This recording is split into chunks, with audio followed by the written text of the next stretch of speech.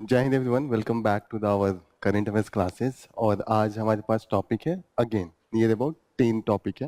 We will look one by one.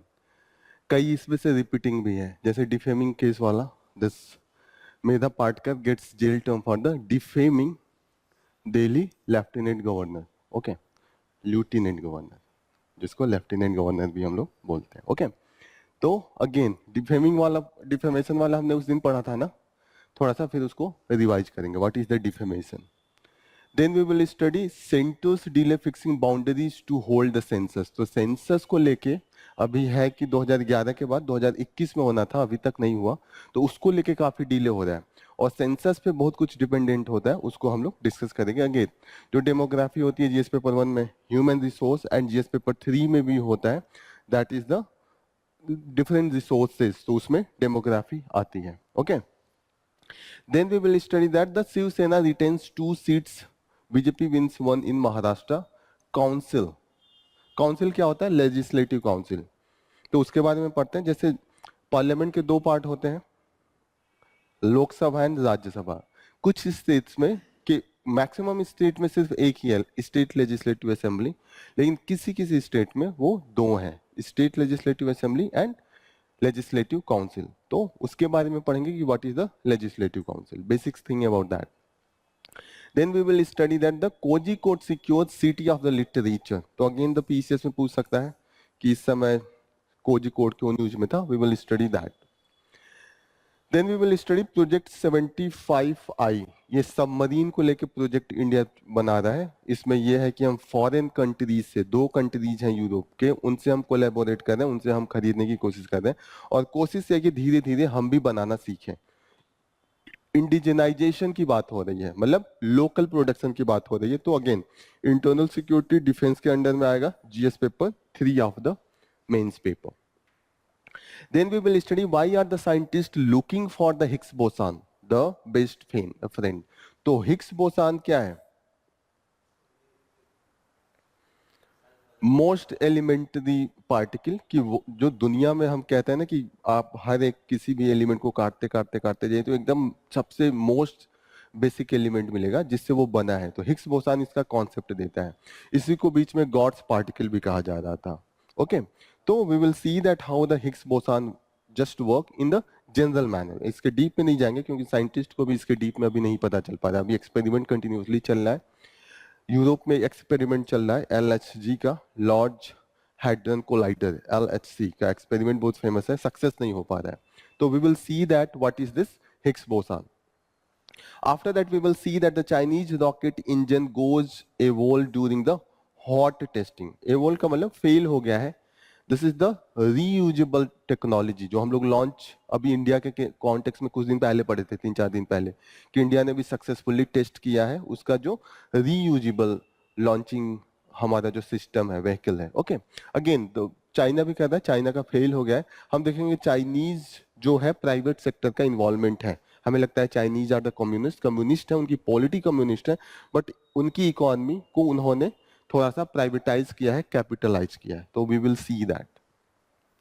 Then we will see that the amid doubt and fear new criminal law take over the unready system. Okay, तो यहाँ पे हम लोग continuously पढ़ रहे हैं, जो 3 न्यू लॉ हम इंप्लीमेंट करने जा रहे हैं उसको लेकर डिस्कशन चल रहा है कि क्या बहुत जल्दी हो रहा है क्या, कि जितनी जल्दी से, मतलब पहले तो आप ट्रेनिंग देना चाहिए था, इसमें आपको पुलिस को भी ट्रेन करना है, जुडिशरी को भी ट्रेन करना है, जो लॉयर्स हैं उनको भी ट्रेन करना है, आम जनता को भी ट्रेन करना है कि कैसे ये लॉ को हैंडल करें। Suddenly you are going to change, taking the transition into the this new laws. तो इस पे थोड़ा सा डिस्कशन है, इस पे एक मेंस का आंसर भी हम लोग लिखेंगे। We will see that what is the hurdle in implementation. Hurdle का मतलब दिक्कतें, समझ में आ रहा है? इंग्लिश में दिक्कत तो नहीं हो रही है।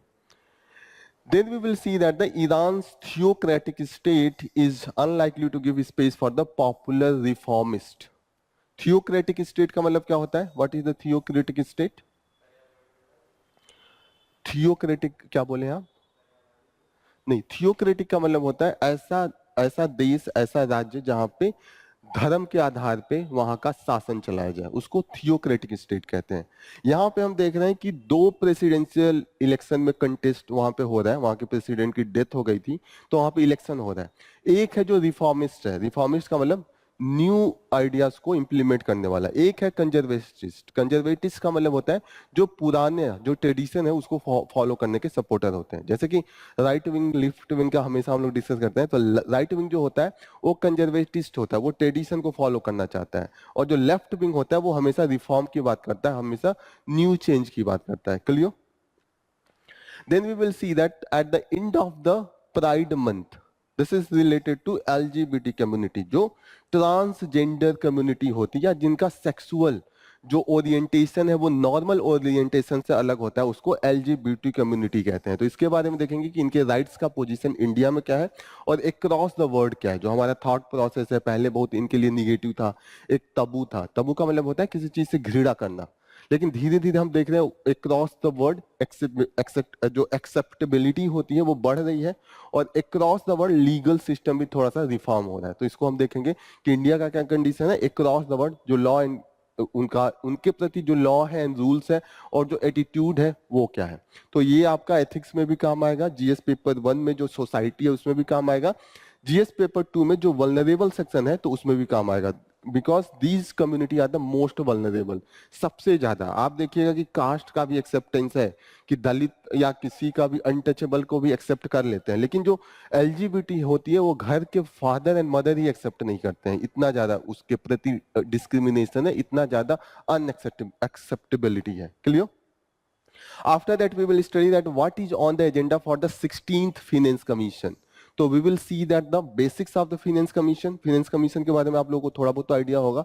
What is this? This distribute the financial power, जो डिस्ट्रीब्यूशन होता है टैक्सेशन का between the state and the union, और ये रिकमेंड भी करता है स्टेट को कि how they have to manage their account to decentralize और the transfer the money with respect to the local bodies. तो ये लोकल बॉडीज के लिए भी इनका है रिकमेंडेशन। तो फाइनेंस कमीशन है तो इसका मतलब ये मत सोचिएगा कि जो लोकल बॉडीज है उसके लिए नहीं देते हैं। तो अभी देखेंगे इसका थोड़ा सा डिटेल के बारे में। क्लियर हो रहा है? ये जीएस पेपर 2 में भी आएगा क्योंकि ये कॉन्स्टिट्यूशनल बॉडी है। जीएस पेपर 3 के इकोनॉमी में आएगा, टैक्सेशन के प्रोसेस को ये कहीं ना कहीं रिकमेंड करता है और उस पर सजेशन देता है। तो जीएस पेपर 3 में भी इससे क्वेश्चन पूछे जा सकते हैं। क्लियर? लास्ट टॉपिक जो हम पढ़ेंगे, PMI signal manufacturing rebound, purchasing manufacturing index होता है। तो इसमें ये दिखाता है कि जो मैन्युफैक्चरिंग इंडस्ट्री है उसका हेल्थ कैसा है। हर महीने इसका रिपोर्ट आता है, ये इंटरव्यू के बेसिस पे होता है। तो इसके बारे में जस्ट देखेंगे कि ये बेसिक्स क्या है। Clear? Let's start the first news. पहला न्यूज है, new criminal laws will prioritise justice, Amit Shah ने बोला है। तो इसके बारे में सेम चीज है कि कैसे प्रायोरिटाइज करेगा, इस पे एक आर्टिकल नीचे है तो हम लोग उसमें डिटेल में पढ़ेंगे। सेम चीज पे एनालिसिस है एडिटोरियल में, तो एडिटोरियल में देखते हैं। जो न्यूज हम लोग पहले देखेंगे, ये डिफेमिंग, मेधा पाटकर का नाम सुना होगा आप लोगों ने, सुना है? नर्मदा बचाओ आंदोलन को लेके बहुत फेमस है। अभी आपसे भी 5-6 साल पहले इलेक्शन लड़ी थी। ये एक एक्टिविस्ट है, इन्वायरमेंटलिस्ट है, और ट्राइबल जो वो राइट्स है उसके लिए भी ये लड़ाई करती हैं। तो ये नाम काफी है। कुछ लोग इनको नक्सलाइट भी बोलते हैं, कुछ लोग इनको टेररिस्ट भी बोलते हैं, लेकिन mainly she is the activist. NGO के अंडर में काम करती हैं। इनका एनजीओ बहुत फेमस भी है, नर्मदा बचाओ आंदोलन के नाम से इन्होंने स्टार्ट किया था। नर्मदा रिवर जो था उस पर डैम गुजरात में बन रहा था, तो उस पर मुद्दा ये आ गया था कि जब हम डैम बनाते हैं तो पानी को रोकते हैं, और पानी जब इकट्ठा होती है तो सैकड़ों किलोमीटर के जो एरिया होता है डूब जाता है। होता है ना, डूब जाएगा तो फिर सैकड़ों किलोमीटर एरिया में लोग भी रहते हैं, और मोस्टली जो वहां लोग रहते हैं वो ट्राइबल होते हैं या तो विलेज के लोग होते हैं। Is it clear? तो अब दिक्कत ये था कि आप जब भी ऐसा डैम बनाते हैं तो रूल ये होना चाहिए कि पहले उनको कंपनसेट कीजिए। जब आदमी का पूरा घर, पूरा जमीन, पूरा उनका खेत डूब जाएगा तो लाइवलीहुड कहां से मिलेगा? तो उसको लेके प्रोटेस्ट हो रहा था। इस प्रोटेस्ट के लीडर ये थी। क्लियर? अब इन्होंने उसी टाइम पे वहां जब ये अभी जो दिल्ली के लेफ्टिनेंट गवर्नर हैं वीके सक्सेना, इनके बारे में कमेंट किया था कि this is the dishonest person, और उनकी इंटीग्रिटी को लेके बोला था he is not patriotic, coward है and he is not a patriot. Okay, तो इसको लेके उन्होंने केस कर दिया था। डिफेमेशन कहां से आता है? डिफेमेशन का केस कहां से आता है? डिफेमिंग मतलब आप मेरे जो इंटीग्रिटी है, डिग्निटी है, उसको आप ब्रेक कर रहे हैं ना। मुझे भी तो एक राइट है, जैसे आपका राइट है फ्रीडम ऑफ स्पीच, तो आपने कुछ भी बोल दिया, लेकिन उसका लिमिट होना चाहिए ना। आप ऐसा मत बोले कि मेरा जो डिग्निटी है वो डिग्रेड हो। तो इसीलिए आर्टिकल 19 कॉन्स्टिट्यूशन का फ्रीडम ऑफ स्पीच देता है, लेकिन उसी में रिस्ट्रिक्शन भी है। जैसे आपको ये फ्रीडम है किसी भी चीज को करने की, जैसे मेरा ये हाथ को मूव करने का फ्रीडम है, लेकिन ये हाथ तब वहीं तक मूव करूंगा कि आपका नाक न टूटे, आपके नाक पे चोट न लगे। जहां मुझे लगेगा कि आपके नाक पे चोट लगेगा, मैं अपना हाथ नहीं मूव करूंगा। मुझे फ्रीडम है कि मैं गाना चला के सुनूं, लेकिन मेरा फ्रीडम उस जगह पे रिस्ट्रिक्ट हो जाएगा जब दूसरे वाले की पढ़ाई डिस्टर्ब होगी। मेरा पड़ोसी है, मैं एकदम डीजे तेज करके चलाऊं, तो ठीक है, जब तक डीजे से उसको पढ़ाई की दिक्कत नहीं आ रही है, कंसंट्रेशन ब्रेक नहीं हो रहा है, तो मेरे पास फ्रीडम है। लेकिन जिस समय उसकी पढ़ाई को अगर दिक्कत आने लगी तो वो रिस्ट्रिक्ट हो जाती है। तो किसी का भी फ्रीडम एक लेवल पे दिया जाता है कि किसी दूसरे का राइट ना चला जाए। उसको भी तो राइट है एक शांति से पढ़ने का। तो दिस इज हियो। तो यहाँ पे उस दिन हम लोग 30 तारीख के न्यूज में जब हम एनालिसिस कर रहे थे तो डिफेमेशन किया था, और ये किस किस लॉ के द्वारा गवर्न होता है ये हमने पढ़ा था। आर्टिकल 19(1) ये पावर देता है to right to freedom of speech. Article 19(2) उसका अगला ही आर्टिकल रिस्ट्रिक्ट कर देता है on the ground of the defamation. जब आर्टिकल 19 पढ़ेंगे उसमें रिस्ट्रिक्शन के और भी काफी पॉइंट्स हैं, लेकिन अभी हमें डिफेमेशन ही पढ़ना है। तो एक तो यहां से आ रहा है, फिर जो आईपीसी का जो हमारा है उसमें जो सेक्शन 499 एंड द सेक्शन 500 है वो इसको गवर्न करता है। Okay, this are the thing that is the. और जो डिफेमेशन होता है दो ग्राउंड पे होता है। एक होता है क्या क्या मैंने बताया था, दो तरीके का डिफेमेशन हो सकता है। एक सिविल जो पैसा फाइन लगेगा, और एक होता है कि क्रिमिनल। क्रिमिनल केस में क्या होता है कि उसमें पनिशमेंट जेल के लिए होता है। तो मैक्सिमम जो टर्म है जेल का वो 2 इयर्स है। एंड यहाँ पे ऐसा भी हो सकता है कि 2 इयर्स प्लस पेनाल्टी भी लग जाती है। पेनाल्टी डिपेंड अपॉन कि कितना हार्म हुआ है, वो जज डिसाइड करेगा, वो डिस्क्रिशन ऑफ द जज पे होता है। क्लियर? नेक्स्ट क्वेश्चन जो बात हो रही है कि डीले इन सेंसस। सेंसस जो रूल है वो हर 10 ईयर्स पे होना चाहिए। इसके बहुत से इंपैक्ट है। पहला इंपैक्ट ये है कि हमेशा डेमोग्राफी चेंज होती है। कभी किसी स्टेट का कुछ पॉपुलेशन होगा, जो जो स्टेट अगर पॉपुलेशन कंट्रोल कर लेता है तो उसका पॉपुलेशन उतना ही रह जाएगा, और जहां पे ग्रोथ काफी ज्यादा है तो वहां पे हो सकता है कि पहले से उसकी तुलना में ज्यादा हो जाए। तो पॉपुलेशन बहुत कुछ डिसाइड करता है। पॉपुलेशन के आधार पे जो डिस्ट्रीब्यूशन ऑफ टैक्सेस होता है, जो सेंटर एंड स्टेट अभी, वो भी उसमें वन फैक्टर है। दूसरा फैक्टर है कि जब हम स्कीम चलाते हैं तो हमें पता होना चाहिए किस स्टेट में कितने लोग हैं, उसी अनुसार सेंटर उनको पैसे ट्रांसफर करता है। तीसरी चीज है जब कॉन्स्टिट्यूएंसी इधर से इधर बढ़ती है, जैसे एक कुशीनगर डिस्ट्रिक्ट है, देवरिया डिस्ट्रिक्ट है, गोरखपुर डिस्ट्रिक्ट है, महाराजगंज डिस्ट्रिक्ट है, पॉपुलेशन के आधार पे उनकी जो इलेक्शन होता है जो पार्लियामेंट का, वो डिसाइड होता है कि ये वाला एरिया इस कॉन्स्टिट्यूएंसी के अंडर में आएगा। तो हमेशा हर 10 साल पे ये कॉन्स्टिट्यूएंसी चेंज भी होती है।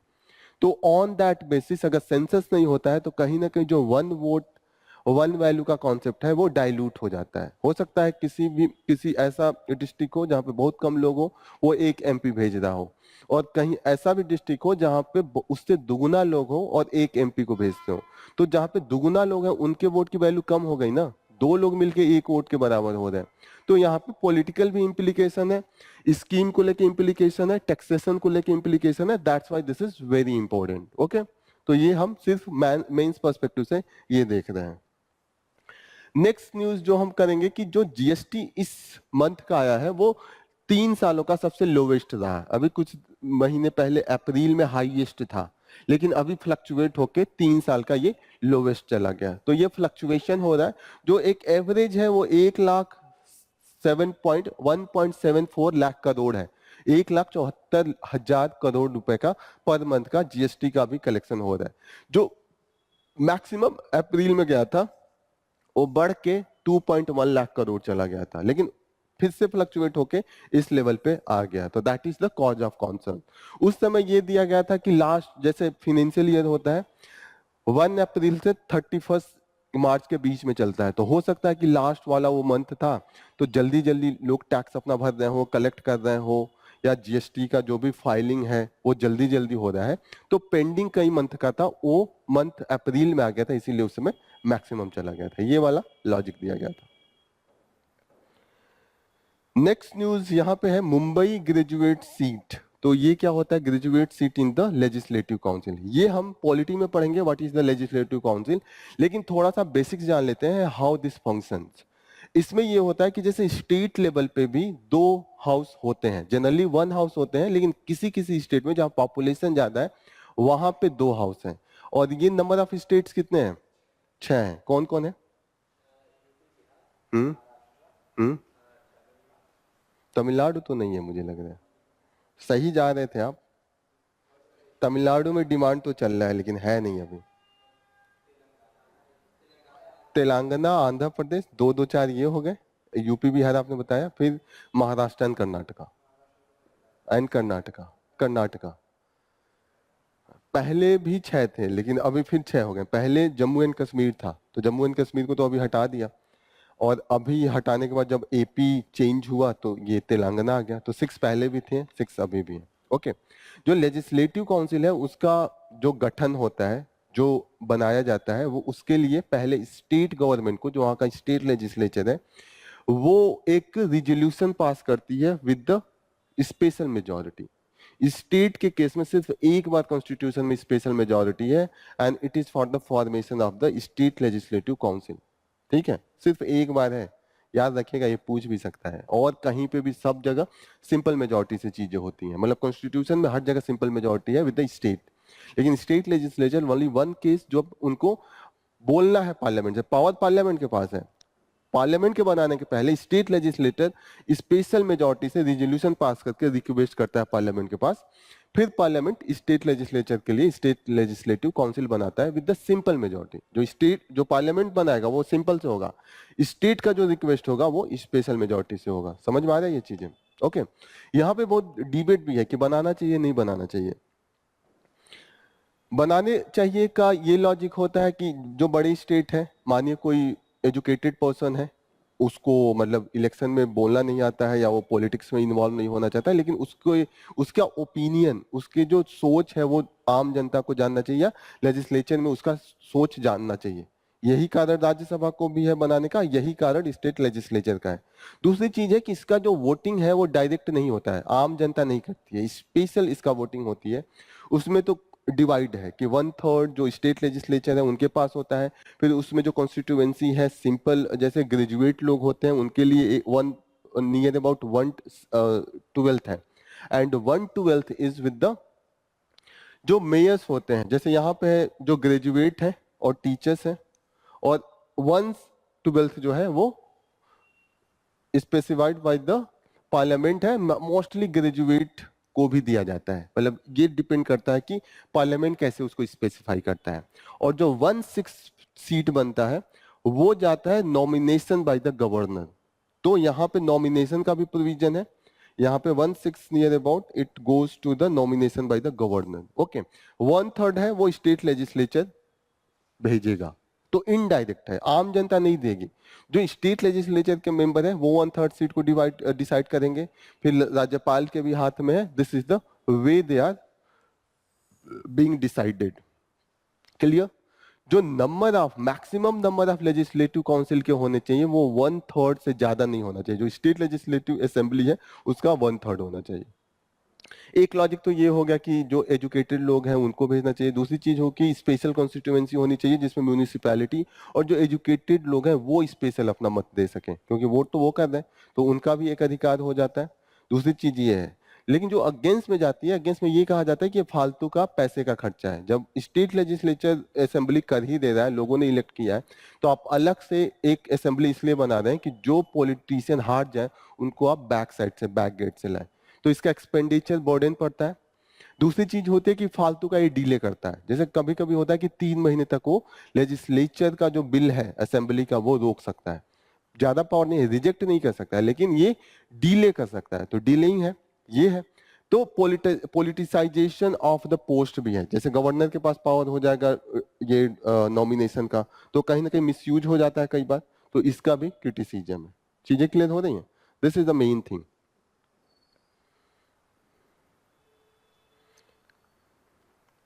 नेक्स्ट न्यूज पीसीएस में पूछ सकता है कि जो सिटी ऑफ लिटरेचर होता है क्रॉस द वर्ल्ड सेलेक्ट होते हैं, इस बार जो इंडिया से है वो कोझिकोड है, 2 सिटी है, ग्वालियर से भी बुलाया गया है, लेकिन कोझिकोड को ये अवार्ड दिया गया है, जो मेन अवार्ड है वो कोझिकोड है। कई सिटी हो सकते हैं, मेन इसका क्राइटेरिया होता है कि जो सिटी है वहां का cultural tradition, contribution into the tradition and किस किस एरिया में, जैसे कि डिजाइन हो गया, फिल्म हो गया, लिटरेचर हो गया, music and the folk art, वो एक यूनिक रिप्रेजेंटेशन करे। तो कोझिकोड का एक यूनिक रिप्रेजेंटेशन है मेरी मेनी एरिया। तो यहाँ पे कोझिकोड के रिप्रेजेंटेशन, वहाँ के जो म्यूनिसिपल कॉर्पोरेशन की सेक्रेटरी है, उन्होंने यहाँ पे स्पीच दिया है, वहाँ पे उन लोगों को बोलने का अपना मौका भी मिलता है। तो दिस इज द, जैसे सिटी के लिए ये फायदा हो गया कि वो अपना थॉट दे सकते हैं, वर्ल्ड लेवल पे वो फेमस हो सकते हैं, उनका टूरिज्म बढ़ सकता है, ये सब रिप्रेजेंटेशन के लिए। क्लियर? पीसीएस में ये चीज याद रखिएगा। नेक्स्ट ऑलरेडी हमने पढ़ा है कि जो आर्मी के जो चीफ है वो उपेंद्र द्विवेदी जी को किया गया है, अभी कल ही से उनका न्यू ये स्टार्ट हुआ 1 तारीख से। क्लियर? इन्होंने जो बात कही है, जैसे अभी ये बार बार अपने इंटरव्यू में बोले कि इंडिया जो आर्मी के सामने सबसे बड़ा चैलेंज है कि टेक्नोलॉजी जो चेंज हो रही है उस अनुसार फाइट करना मुश्किल हो गया। जैसे पहले होता था कि आप जमीन पे युद्ध लड़ते थे, अभी आप मेनली लड़ रहे हैं साइबर एरिया में, डिजिटल एरिया में। आपका जो लैंड पे लड़ाई हो रही वो नहीं है, इनोवेशन इनटू द टेक्नोलॉजी, जो ड्रोन टेक्नोलॉजी है उसमें आप लड़ाई लड़ रहे हैं। सबमरीन की अभी हम लोग पढ़ेंगे, न्यू वर्जन आ रहा है कि जब पानी के अंदर ही लड़ाई लड़ी जा सकती है काफी लंबे टाइम के लिए। तो इस सब चीजों को लेके ये मतलब इनका ये है कि अभी जो लड़ाई का स्ट्रेटेजी है वो भी चेंज हो गया है। जैसे हमने यूक्रेन और रसिया में देखा कि लग रहा था रसिया तुरंत हरा देगा, लेकिन कितना लंबा चला गया, क्योंकि कहीं ना कहीं टेक्नोलॉजी से लड़ रही है यूक्रेन। यूक्रेन के पास यूरोपियन टेक्नोलॉजी आ रही है, यूएस टेक्नोलॉजी आ रही है, और इसीलिए होल्ड करके रखा है। ऐसा लग रहा था कि 1 महीने में हरा के काम खत्म हो जाएगा। जिस तरीके से रसिया के पास वर्ल्ड की एक तरीके से सबसे बड़ी आर्मी है, सबसे बड़ी टेक्नोलॉजी भी उनके पास है यूएस के बाद, ठीक है ना। सबसे ज्यादा उनके पास न्यूक्लियर पावर भी है, कहीं ना कहीं उनको बोलना पड़ा कि मैं न्यूक्लियर पावर भी यूज कर सकता हूँ, जिस तरीके से बीच में यूक्रेन हावी हो गया था। तो इस तरीके से देखा जा रहा है कि the way and nature of the war and the battle has changed. Project 75 आई के बारे में सिर्फ इतना जानिए, ये जो प्रोजेक्ट इंडिया का है वो सबमरीन को लेके है, और इसको लेके हमारे पास 2 कंट्री से बातचीत चल रही है, एक है जर्मनी से और दूसरा स्पेन से।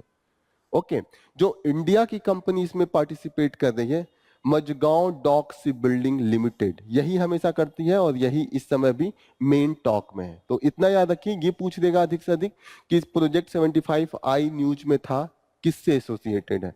तो पूछ देगा कि एयरफोर्स के लिए, मतलब हम उससे जेट खरीद रहे हैं, फिर सबमरीन का ऑप्शन हो जाएगा, फिर मिसाइल से लेके पूछ देगा, फिर स्पेस में सैटेलाइट को लेके पूछ देगा, 4 ऑप्शन देके पूछ सकता है। कौन इंडिया की तरफ से मेनली इसको डेवलप कर रहा है? That is the Mazagon dock ship builders limited. Clear? एक चीज और याद रखिएगा कि जो हम यहाँ पे इंडिजिनाइजेशन की बात कर रहे हैं, हम कह रहे हैं कि स्टार्टिंग में 45% इंडियन कंपोनेंट रहेगा, धीरे धीरे इसको बढ़ा के हम 60% तक ले जा रहे हैं। ओके, सो इंडिजीनियस कंटेंट की हम बात कर रहे हैं। तो जहां पे भी आत्मनिर्भर की बात आएगी, आत्मनिर्भर भारत की बात करिएगा, तो एक एग्जांपल ये भी हो सकता है। यहाँ पे एक टेक्नोलॉजी की बात कही गई है कि एयर इंडिपेंडेंट प्रोपल्सन। जैसे ये सबमरीन है, ये मैक्सिमम कैपेसिटी कम मानी जाएगी। नॉर्मल ऐसे होता है कि एक लिमिट के बाद उनको बाहर आना पड़ता है ऑक्सीजन लेने के लिए, यही होता है ना, मछली या हम भी जब अंदर जाते हैं तो एक लिमिट के बाद बाहर आके ऑक्सीजन लेके जाते हैं। सबमरीन की टेक्नोलॉजी इससे जानी जाती है कि वो कितना ज्यादा दिन तक अंदर ही अंदर रह रहे हैं। जितना ज्यादा दिन मतलब टेक्नोलॉजी उनके पास अच्छा है उतना वो बेहतरीन तरीके से युद्ध लड़ेंगे। दूसरी चीज ये है कि ऊपर से वो कोई ऐसा ट्रेस न दे कि कोई जान जाए कि नीचे सबमरीन छिपा है, तो उसको स्टिल्थ टेक्नोलॉजी कहा जाता है कि वो छुपा सके, कोई ट्रेस न दे, अंदर अंदर जाए, ऊपर वाटर का मूवमेंट ना हो। तो ये सब टेक्नोलॉजी मेनली होता है कि सबमरीन किस लेवल पे है। तो जो हमें अभी न्यू टेक्नोलॉजी आ रही है वो एयर इंडिपेंडेंट प्रोपल्सन, यहाँ पे एयर का नीड नहीं है, उसका जो फ्यूल है, जैसे हमारा कार चलता है या कुछ भी चलता है तो हमें क्रूड ऑयल डालना पड़ता है, ऑन द सेम ग्राउंड जैसे अब सबमरीन चल रहा है तो कुछ ना कुछ डालना पड़ेगा और वो कोई ना कोई ऑक्सीजन की जरूरत होगी फॉर द रिएक्शन। तो यहाँ पे इनको ऑक्सीजन की जरूरत नहीं है इस टेक्नोलॉजी में। क्लियर? तो ये याद रखिएगा एयर इंडिपेंडेंट प्रोपल्सन जो टेक्नोलॉजी है किससे रिलेटेड है।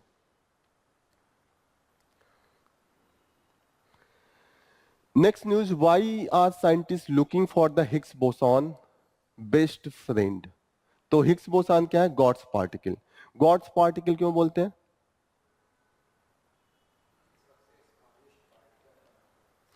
पहले इसका मेन रीजन है कि पहले हमें लगता था कि जो जो मिनिमम मास है उसका साइंस कोई वो एक्सप्लेनेशन नहीं दे पा रहा था, तो ऐसा लग रहा था कि भगवान ने बनाया है। एक्सप्लेनेशन नहीं था ना, आप सब चीज को एक्सप्लेन कर रहे थे, लास्ट में ये होता था कि फिर मास कहाँ से आया, जो जो स्मॉलेस्ट पार्टिकल है।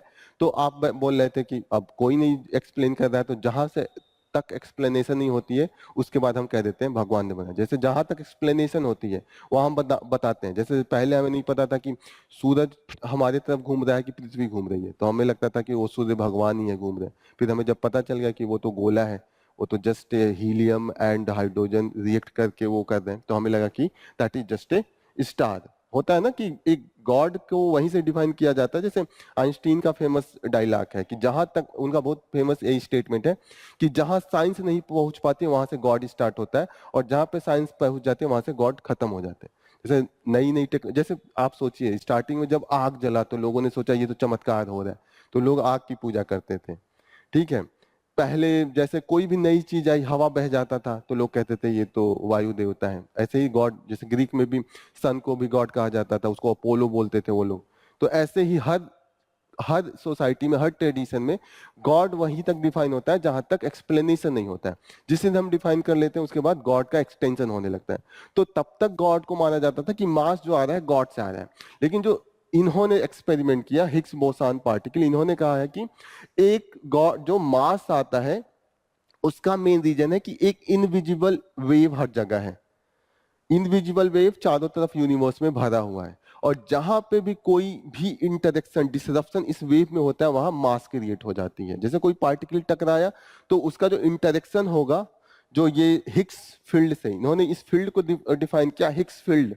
हिग्स फील्ड जो है across the world, across the universe, this is field is prevalent.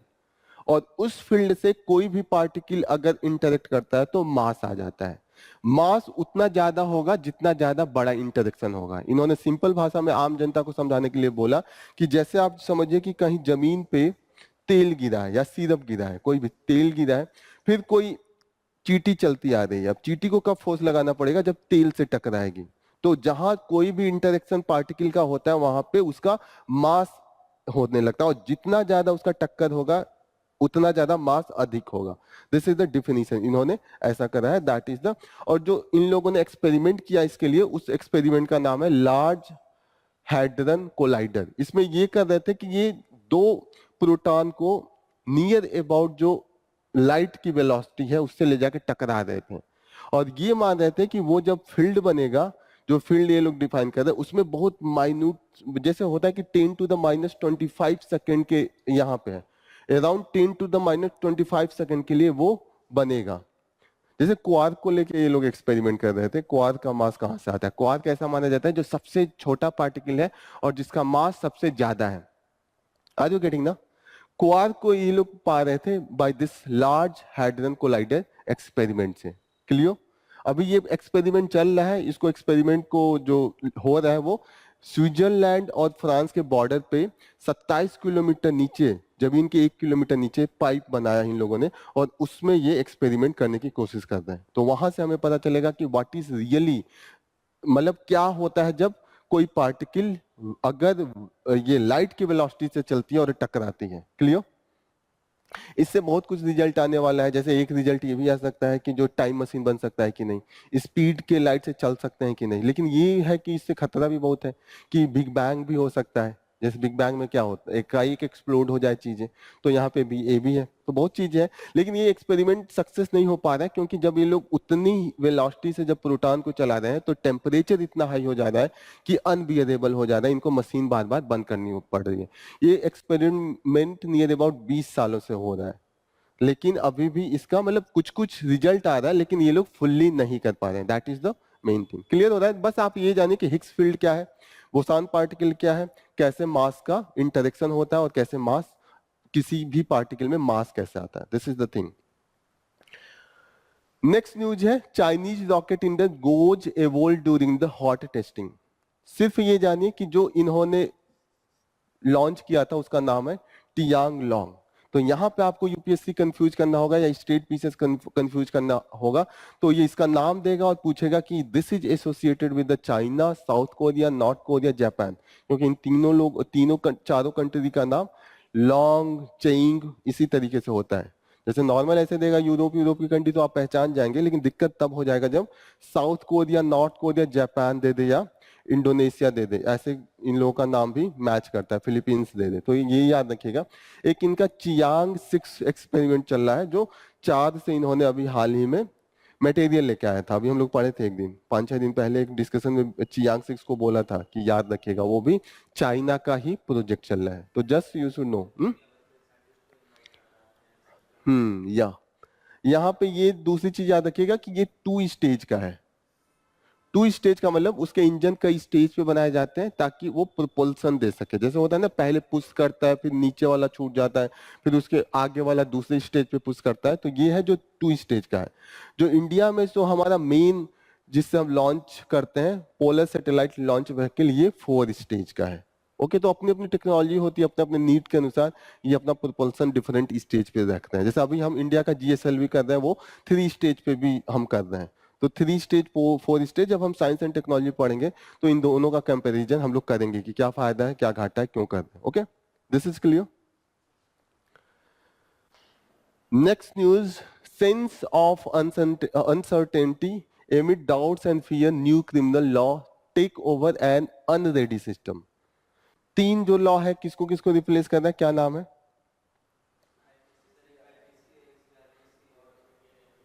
और उसके बदले हम लोग क्या ला रहे हैं?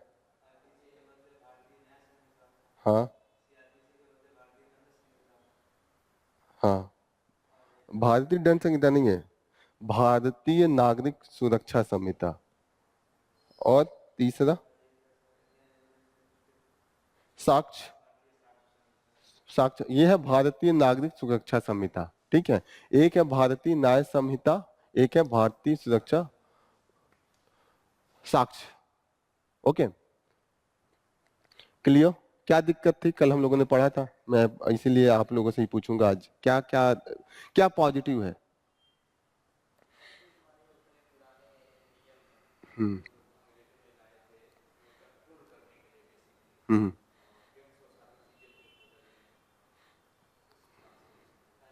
तो अगर ये पूछ रही तो बहुत वेग हो गया, ये तो कोई भी बोलेगा। ये पूछ दे कि क्या चेंज हुआ है तो क्या बताएंगे? ये तो आपने जो बोला ये तो बहुत कॉमन है।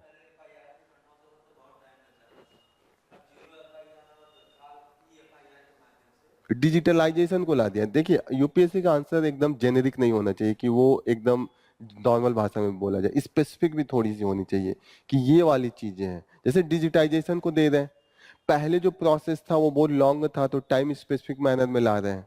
कुछ चीजें थी जैसे कि जो अभी हम लोग एलजीबीटी कम्युनिटी का पढ़ रहे हैं, जो होमोसेक्सुअलिटी थी पहले ज्यादा क्रिमिनलाइज थी, अभी भी थोड़ा सा डाइल्यूट करके लाए हैं। वैसे सुप्रीम कोर्ट के जजमेंट में उसको 9 तेज जौहर केस था, उसमें सुप्रीम कोर्ट ने उसको नल एंड वाइड कर दिया है कि ये अब मान्य नहीं होगा। लेकिन इन्होंने लाया है, लेकिन डाइल्यूट करके लाया है, तो कहीं ना कहीं डिमांड के अनुसार एक्सेप्टेबिलिटी बढ़ी है, तो लॉ बदला है। ठीक है, दिक्कत क्या थी, दिक्कत कहाँ पे? कल ही पढ़ा था ना कि परसों पढ़ा था? कल भी पढ़ा था हम लोगों ने। ये बोल बताया था कि जैसे पहले जो था वो पुलिस कस्टडी बहुत खराब मानी जाती है। दो तरीके का कस्टडी है, एक तो पुलिस अपने लॉकअप में रखता है, उसको पुलिस कस्टडी कहते हैं। एक जुडिशियल कस्टडी कहते हैं कि जिसको आपको भेज दिया जाता है जेल, आप कोर्ट के अंडर में रहते हैं। कोई भी अगर पुलिस को भी बात करना है तो वो कोर्ट से परमिशन लेके जाएगा। जो पुलिस कस्टडी होता है बहुत बेकार होता है, क्योंकि पुलिस मिसयूज करता है। एक तो हो गया कि बेल दे दिया तो कोई कस्टडी नहीं है, एक हो गया कि पुलिस अपने लॉकअप में रख रहा है तो पुलिस कस्टडी हो गया, और सेकंड हो गया कि कौन सा कस्टडी, जुडिशियल कस्टडी।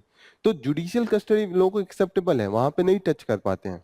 लेकिन जब पुलिस कस्टडी होता है, वहां पुलिस लॉकअप में होती है, तो टॉर्चर बहुत होता है, ऐसे होता है कि मिसयूज होता है। तो ये तरीके से जो पहले 15 दिन तक मैक्सिमम रख सकते थे पुलिस कस्टडी में, अब उसको बढ़ा के मैक्सिमम जो कर दिया 60 डेज कर दिया है। और 40 डेज तो नॉर्मल कर दिया है। तो 15 से आप 40 करें, 15 दिन में लोगों की हालत खराब हो जाती थी, डेथ भी बहुत होता था जो पुलिस कस्टडी में। तो ये चीज को लेके क्रिटिसिज्म हो रहा है। अच्छी बात क्या है? अच्छी बात ये है कि एक तो कल भी हम लोगों ने पढ़ा था कि पुलिस को अब रिकॉर्ड करना पड़ेगा, सीन का, क्राइम का, हर चीज को अपलोड करना पड़ेगा। दूसरी चीज ये हमने बताया था कि डिजिटल एविडेंस को अब ज्यादा ये प्रीफरेंस कर रहे हैं, और फॉरेंसिक रिपोर्ट अब कंपलसरी कर रहे हैं कि आपको, जैसे होता है ना, दो तरीके का रिपोर्ट है। एक होता है पुलिस मारपीट के गुलवा देती है, मुंह से बोल के करती है। एक होता है कि साइंटिफिक आपका जो यूज हुआ है, आपने माने किसी को मारने के लिए एक नाइफ का यूज किया है, तो वो साइंटिफिकली प्रूव करेंगे कि यस इस पे फिंगरप्रिंट था, इस पे इनका ये निशान था, इस पे इनका ब्लड है, जीन्स से मैच है। मतलब ऐसे जैसे कि आपको बोलने की जरूरत नहीं पड़ेगी, साइंटिफिकली ये चीजें प्रूफ हो जाएंगी। आर यू गेटिंग ना? तो ये सब चीजों पे ये जो लॉ है वो ज्यादा अपना इम्फेसिस दे रहा है। क्लियर? हाँ, रिकॉर्डिंग हो तो आप उस पे जाके अपलोड कीजिए। हाँ, कि आप यहाँ पे दिल्ली पुलिस है या यूपी पुलिस है या केरला पुलिस है, क्राइम के लिए एक्सेसिबिलिटी बढ़ा दी जाए, तो ये पॉजिटिव है। क्लियर? इन्होंने तैयारी नहीं की है। दिक्कत यहाँ पे क्रिटिसिज्म हो रहा है कि इतना बड़ा लॉ है, इतनी चीजें आप चेंज कर रहे हैं, तो एक ट्रेनिंग देनी चाहिए। आप लोग भी न्यूज में इतना नहीं देखोगे ट्रेनिंग चल रही है, इस पर तो ट्रेनिंग बहुत लंबी चलनी चाहिए था, क्योंकि पूरा लॉ ही आप बदल दे रहे हैं। 1 जुलाई से तो अब सब कुछ ये लगेगा, आईपीसी गया। अब तो जो भी, अब तो लोग, अब तो पुलिस को यही याद नहीं होगा कि कौन सा धारा लगाए। जैसे जो भी धारा होती है ना, आप पढ़ते होंगे कि मारपीट का अलग धारा होता है, टॉर्चर का अलग धारा होता है, फिर मर्डर का अलग धारा होता है, रेप का अलग होता है, जो सेक्शन होता है। इंग्लिश में सेक्शन, हिंदी में उसको धारा बोलते हैं। अब पुलिस को यही नहीं पता होगा, तो पुलिस अपने पास बुक लेके घूमेगी। फिर उसको कैसे हैंडल करे? जैसे पुलिस पहले होता था कि मारपीट के या ऐसे पूछताछ करके बुलवाती थी, अब उनको फॉरेंसिक रिपोर्ट को कैसे हैंडल करना है। आप जाके नाइफ से हुआ है, अब नाइफ को किस तरीके से उठाना है, कैसे पैक करना है कि वो डिस्टॉय, जैसे जो एविडेंस है उसको डिस्ट्रॉय ना करे।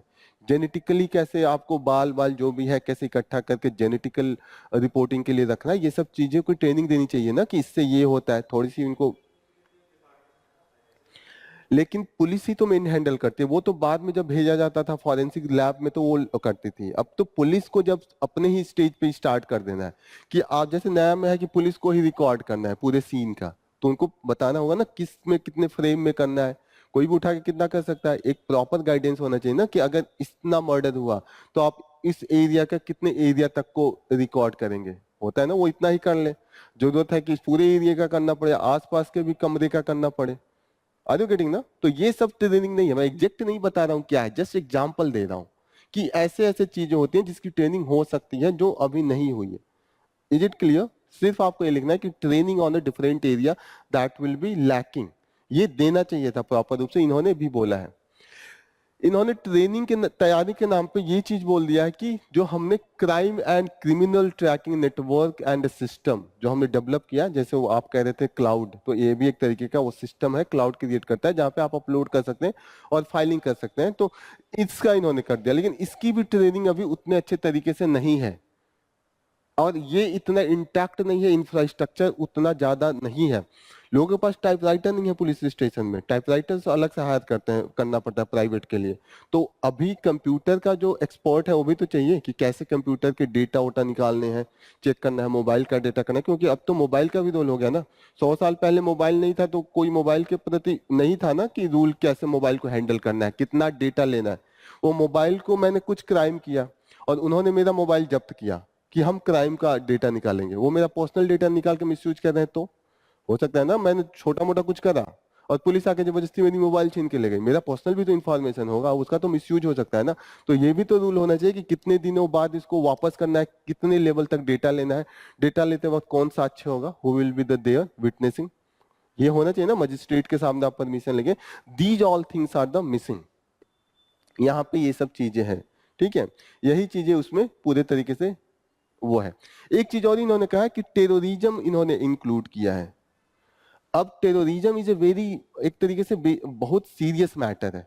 टेररिज्म में आप किसी को गिरफ्तार करते हैं, उसके पनिशमेंट भी बहुत हाई है, उसमें जो बेल का प्रोविजन है या कैसे ट्रीट करेंगे ये भी बहुत है। तो आप इसको सिंपल लॉ में नहीं ला सकते हैं। ऑलरेडी टेररिज्म को लेके स्पेशल लॉ है, जैसे अब यूएपी ये हमने पढ़ा था, यूएपी ऑलरेडी है, तो आपको इसमें सिंप्लीफाई करने की क्या जरूरत है। There should be the special law for the special condition. जैसे जो चिल्ड्रंस के खिलाफ सेक्सुअल अब्यूज होता है वो बहुत सीरियस मैटर है, तो उसको आप अलग से ट्रीट करेंगे ना, क्योंकि उसमें हर चीज लिखना पड़ेगा कि चाइल्ड का डिफिनीशन क्या है, फिर चाइल्ड के साथ अगर ऐसा हुआ तो उसका कैसे हम लोग विटनेसिंग करेंगे, पब्लिक करेंगे, नाम उनका देना है कि नहीं देना है, नाम छिपाना है कि नहीं छिपाना है, ये सब होता है मेंशन उसमें, कि कैसे बच्चे को भी बचाना है, क्योंकि बच्चा तो अभी इनोसेंट है ना, he doesn't know what to do and how to represent. ऐसे केस में आप एक जगह लाके 2-3 लाइन या 10 लाइन में लिख के नहीं कर सकते, उसके लिए करीब आपको 10 पन्ने प्रॉपर हर चीज पे भी फोकस करना होगा। तो ऐसे में अगर आप टेररिज्म कर रहे हैं तो कहीं ना कहीं आप डाइल्यूट और कंफ्यूजन क्रिएट कर रहे हैं कि ये वाला लॉ लगाऊं, पुलिस को भी तो होगा कि आईपीसी लगाऊं जो हमारा ये वाला लॉ है इसको लगाऊं, कि जो स्पेशल पॉक्सो है उसको लगाऊं। आर यू गेटिंग ना? तो यहाँ पे क्या क्रिएट कर रहा है, this is creating the confusion. Clear? ये सब चीजें लिखना है। इसी से रिलेटेड एक मेंस का क्वेश्चन, जीरो टॉलरेंस। टॉलरेंस का मतलब होता है, ये एक तरीके का वर्ड है, टॉलरेंस का मतलब ये होता है कि मैं किसी चीज को बर्दाश्त नहीं करूंगा। जीरो टॉलरेंस का मतलब होता है क्राइम को बर्दाश्त नहीं करूंगा। हाँ, मतलब उसके प्रति जैसे होगा कि आप कैजुअली नहीं ले सकते। जैसे कोई किसी को, मतलब किसी लड़की से किसी ने ईव टीजिंग किया और वो आया तो नॉर्मल माना जाता है कि ऐसे मजाक किया होगा, लेकिन eve teasing is a very, मतलब एक डायर तरीके का होता है, कि एक बहुत ही घनिष्ठ, क्या बोलते हैं उसको हिंदी में, एक तरीके का बहुत ही घृणित टाइप का ये क्राइम है। जैसे ईव टीजिंग से होता है कि वीमेन्स आगे से बाहर निकलना बंद कर देंगी, उनका जो एजुकेशन सक्सेस होगा वो हो जाएगा, डिग्निटी लो हो जाती है, वो स्ट्रेस लेवल बढ़ा देता है। ऐसे यू टीजिंग जैसे आप देखते होंगे चौराहे पे लोग खड़े होकर कमेंट कर देते हैं, तो इसको कैजुअली भी लिया जाता है, कोई बात नहीं बोल दिया लड़का है, तो इसको कैजुअल हो गया, आपने टॉलरेट कर दिया। एक होता है कि तुरंत जाके पकड़ा, उसको पूरा पूछा, उसका जो क्राइम जो पनिशमेंट है वो दिया, तो ये हो गया जीरो टॉलरेंस, कि हम बर्दाश्त नहीं करेंगे। टॉलरेंस का अलग अलग यूज होता है, जैसे टॉलरेंस क्राइम में होता है कि you don't have to tolerate the thing, लेकिन सोसाइटी में आपको चीजें टॉलरेट करनी पड़ती है। हो सकता है कि आपके पड़ोसी किसी और धर्म या किसी और कास्ट के हो, तो उसमें टॉलरेंस इज गुड थिंग। वहां पे कहा जाता है यू डोंट बी इनटॉलरेंट, मतलब ऐसा नहीं है कि आपको एकदम बर्दाश्त न करें, कि एकदम आप आलू खाते हैं तो पड़ोसी भी आलू खाए। होता है ना, समाज में अलग अलग चीजों का, लोगों का अलग अलग एक्सेप्टेबिलिटी होता है। ऐसा नहीं होता है कि आप कुर्ता पहनते हैं तो बगल वाला भी आपका देखा देखी वो भी कुर्ता पहने, उसका मन है शर्ट पहने, उसका मन है टी शर्ट पहने। होता है ना, कल्चर को लेके लोग इनटॉलरेंट हो जाते हैं कि इनका कल्चर अलग है, इनके खाने का तरीका अलग है, इनके पहनने का तरीका अलग है। आर यू गेटिंग ना? टॉलरेंस दो चीजों में लिया जाता है, एक तो होता है क्राइम में, क्राइम में आपको टॉलरेंट नहीं होना है, लेकिन सोसाइटी में जब आप जाते हैं तो वहां पे tolerance is a good thing. Clear? Tolerance पे पूरा एक बढ़िया सा टॉपिक है एथिक्स में।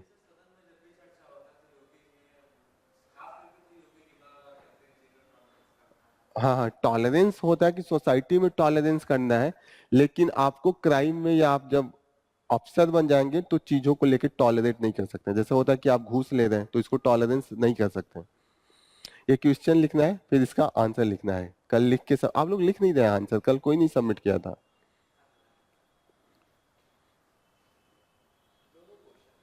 नहीं, दोनों का एक ही तरीका है, इसको लिखिएगा, मतलब एक ही टॉपिक पे दो क्वेश्चन कैसे बन सकता है वो मैंने एग्जांपल दिया है, आप लिखिएगा इसको। दोनों एक ही है, थोड़ा सा उसका मैंने लैंग्वेज चेंज कर दिया है नीचे वाले में। अच्छा, एक दिन मैं डिस्कस कर लेता हूँ कि जो कीवर्ड्स होते हैं उसमें क्या क्या होता है, तो कीवर्ड्स थोड़ा डिस्कस करूंगा तो और चीजें क्लियर होंगी। जैसे इवेल्युएट हो गया, क्रिटिकली एनालाइज हो गया, डिस्कस हो गया, एक्सप्लेन हो गया, तो वो एक दिन मैं डिस्कस कर लेता हूँ।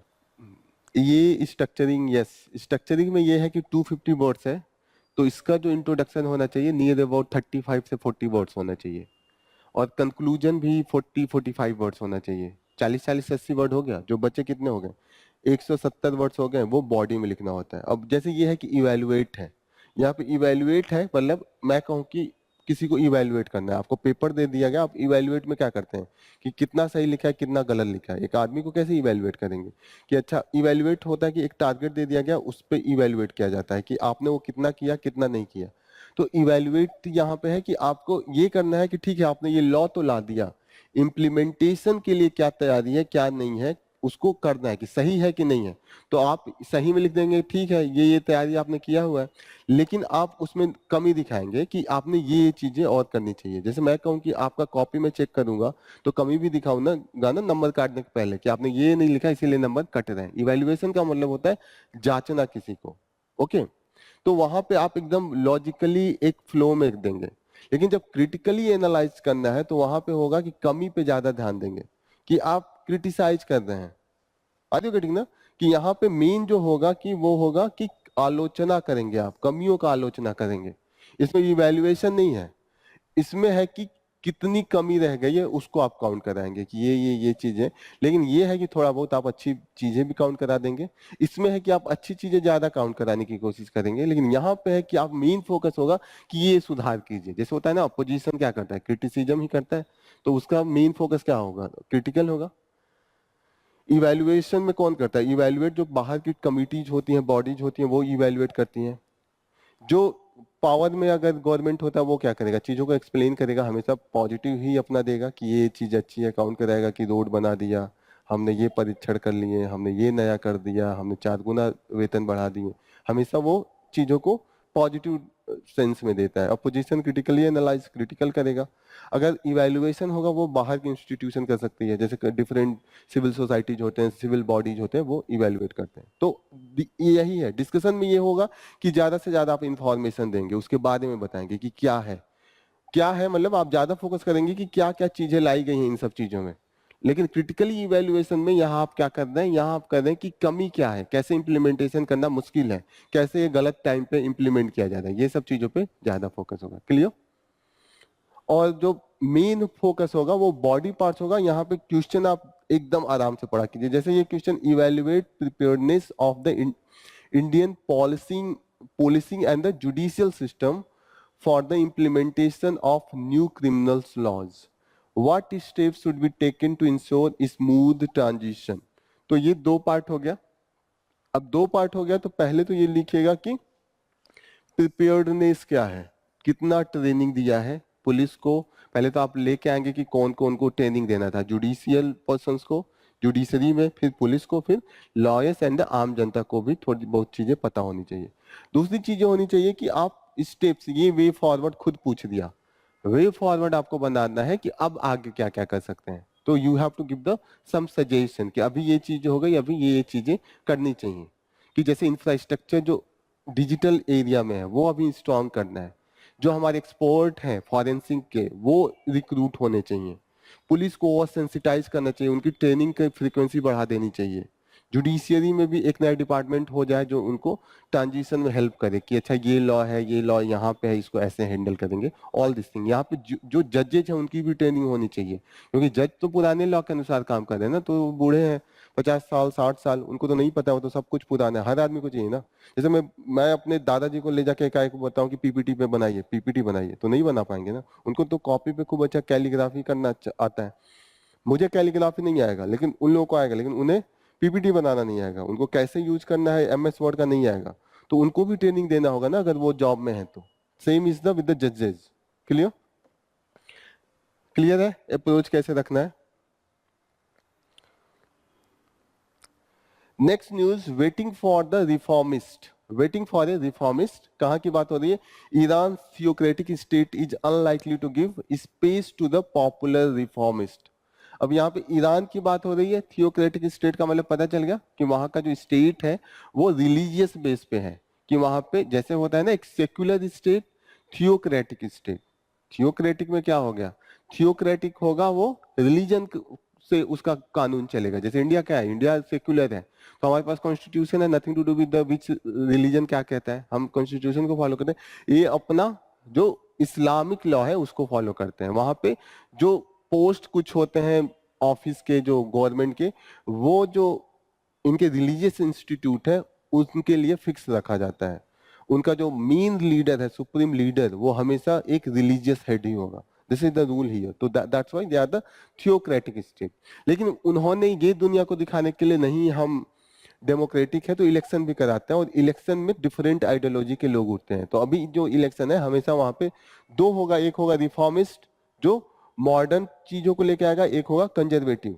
ओके, तो यहाँ पे देखिएगा जो अभी हो रहे हैं तो दो लड़ रहे हैं। जो रिफॉर्मिस्ट हैं, जो मॉडर्न थॉट को लेके हैं, उनको 42% मिला है। His name is the Pezeshkian. Okay, और दूसरे जो है जो कंजर्वेटिव है वो 38% उनको वोट मिला है।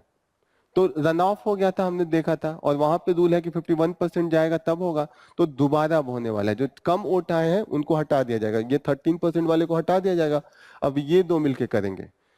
तो अब ये कह रहे हैं कि ये जो आर्टिकल है बोल रहा है कि अब देखते हैं कि लोग कितना मतलब सपोर्ट कर रहे हैं, रिफॉर्मिस्ट को कर रहे हैं कि कंजर्वेटिस्ट को कर रहे हैं। यहाँ पे है कि जो रिफॉर्मिस्ट है वो जीतने के भी बाद भी वो उसका हाथ बंधा होता है, क्योंकि और जो इंस्टीट्यूशन है वो कहीं ना कहीं थियोक्रेटिक है।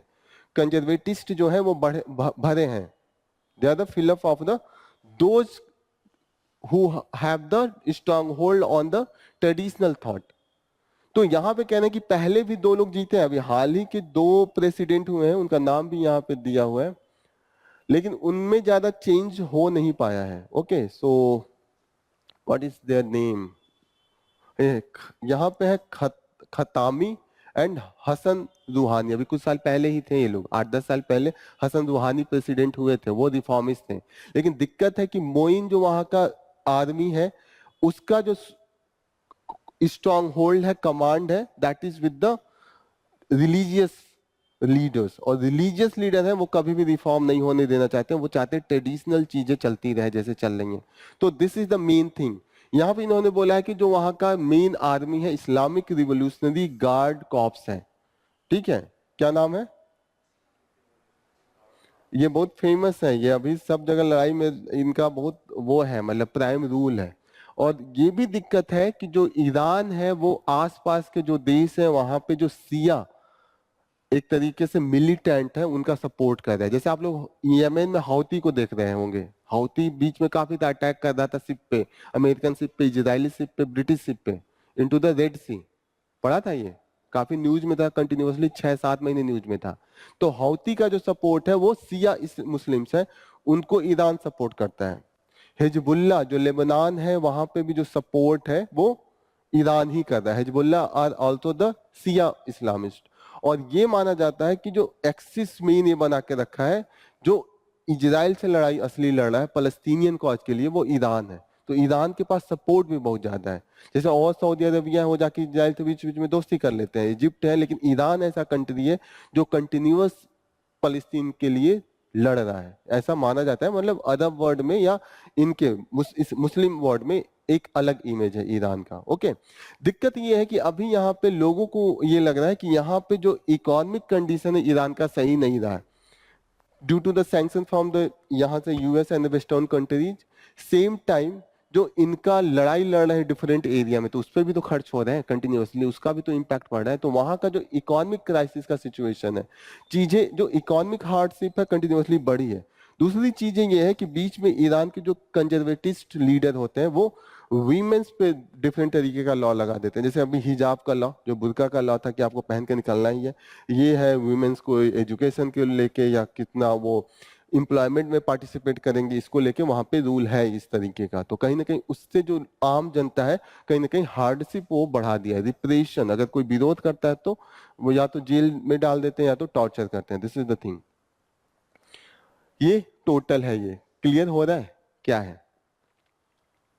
नेक्स्ट न्यूज जो है, ये ऊपर वाला न्यूज कंटिन्यूअसली ये है फलस्तीन और इजराइल को लेके, तो इस पे तो काफी डिस्कशन है, कुछ खास नहीं है। यही है कि इजराइल को ये करना चाहिए, वो करना चाहिए, इजराइल सुन नहीं रहा है। कंटिन्यूअसली इजराइल तो अटैक कर रहा है ना, इन्होंने बहुत सजेशन दिया है कि आईजेसी में केस गया, आईजेसी ने भी कहा रोकने के लिए। फिर जो इजराइल के मेन लीडर है उनके खिलाफ आईसीसी इंटरनेशनल क्रिमिनल कोर्ट है, उसमें भी केस चला है। ये मैंने डिस्कस किया था एक दिन, international court of justice and international criminal court में क्या डिफरेंस होता है, एक दिन किया था ना इस पे। मैंने बताया था कि ये जो इंटरनेशनल कोर्ट ऑफ जस्टिस है इसमें देश के खिलाफ केस होता है, किसी पर्सनल के आदमी के खिलाफ नहीं होगा, कि जैसे इजराइल के जो प्राइम मिनिस्टर नेतन्याहू उनके खिलाफ नहीं होगा, पूरे इजराइल के खिलाफ होगा। और ये यूएन का बॉडी है, यूएन का ये एक पार्ट है, लेकिन इंटरनेशनल क्रिमिनल कोर्ट है ये यूएन का पार्ट नहीं है, ये अलग ट्रीटी के द्वारा बना है। इसमें पर्सनल आदमी को, पर्सनल पर्सन को, जैसे एक आदमी को किया जाएगा कि आप दोषी हैं, जैसे केस आपके खिलाफ चलेगा उसमें कंट्री के खिलाफ चलेगा। Is it clear? ये जो है वो पार्ट है यूएन का और ये पार्ट नहीं है। इन दोनों का क्वार्टर नीदरलैंड में हेग एक जगह का नाम है, वहां पे। This is the thing you should be clear. इसका मैंने एक दिन डिस्कशन किया था, फिर से इसका नोट्स एक बार और मैं आज डाल दूंगा। क्लियर?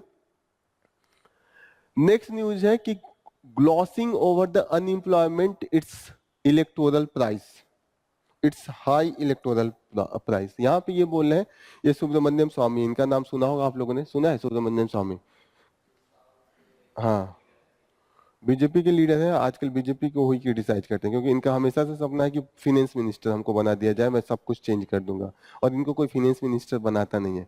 तो ये हमेशा अब बीजेपी को ही क्रिटिसाइज करते रहते हैं कि जैसा अभी फाइनेंस मिनिस्टर का पोस्ट है, इन्होंने कहा कि ऐसे लोग को फाइनेंस मिनिस्टर बना दिया कि वो कुछ नहीं कर पाएंगे, तो इनका मेनली क्रिटिसिज्म होता है। अब ये इसमें क्रिटिसाइज कर रहे हैं कि आपने प्रॉमिस तो किया, लेकिन आप अनएम्प्लॉयमेंट को, जो आपने कहा था एम्प्लॉयमेंट जनरेट करेंगे, वो नहीं कर पा रहे हैं।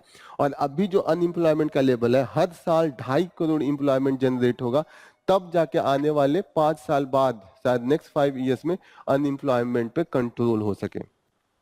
फिर ये बोल रहे हैं कि जो गवर्नमेंट है, अभी हाल ही में इन्होंने बोला है कि इनइक्वालिटी भी बढ़ी है, अनएम्प्लॉयमेंट तो बढ़ा ही है, ये कह रहे हैं इनइक्वालिटी बढ़ी है। इनइक्वालिटी का मतलब, इनइक्वालिटी को एक सिंपल बात, हाँ, जैसे इनका ये कह रहे हैं कि जो 1%, जैसे मानिए यहाँ पे 10 लोग हैं, 10 लोग यहाँ पे हैं, और 10 लोगों के पास, 10 लोगों ने मिलकर यहाँ पे काम किया और 100 लाख रुपए कमा लिए। अब ये कह रहे हैं कि ये जो एक आदमी है, टोटल इन लोगों ने, जैसे बिल्डिंग में रह रहे हैं और इस बिल्डिंग की आमदनी 100 लाख है, तो आपको लगेगा कि ये तो बिल्डिंग अमीर है, ओवरऑल बिल्डिंग का इनकम अमीर हुआ। अब ये कह रहे हैं कि ये जो एक आदमी है वो इसका 40 लाख का मालिक है, 40 लाख ये ले लिया और 60 लाख जो बचा उसमें ये 9 लोग कर रहे हैं, और 9 से आप डिवाइड कीजिएगा, 6.6 लाख आ रहा है। अब ये कह रहे हैं कि गरीबी का जो लेयर होना चाहिए, जो पॉवर्टी का होना चाहिए, ये कह रहे हैं कि 10 लाख है। 10 लाख अगर से ज्यादा आप कमा रहे हैं तब आप अमीर है, वरना गरीब है।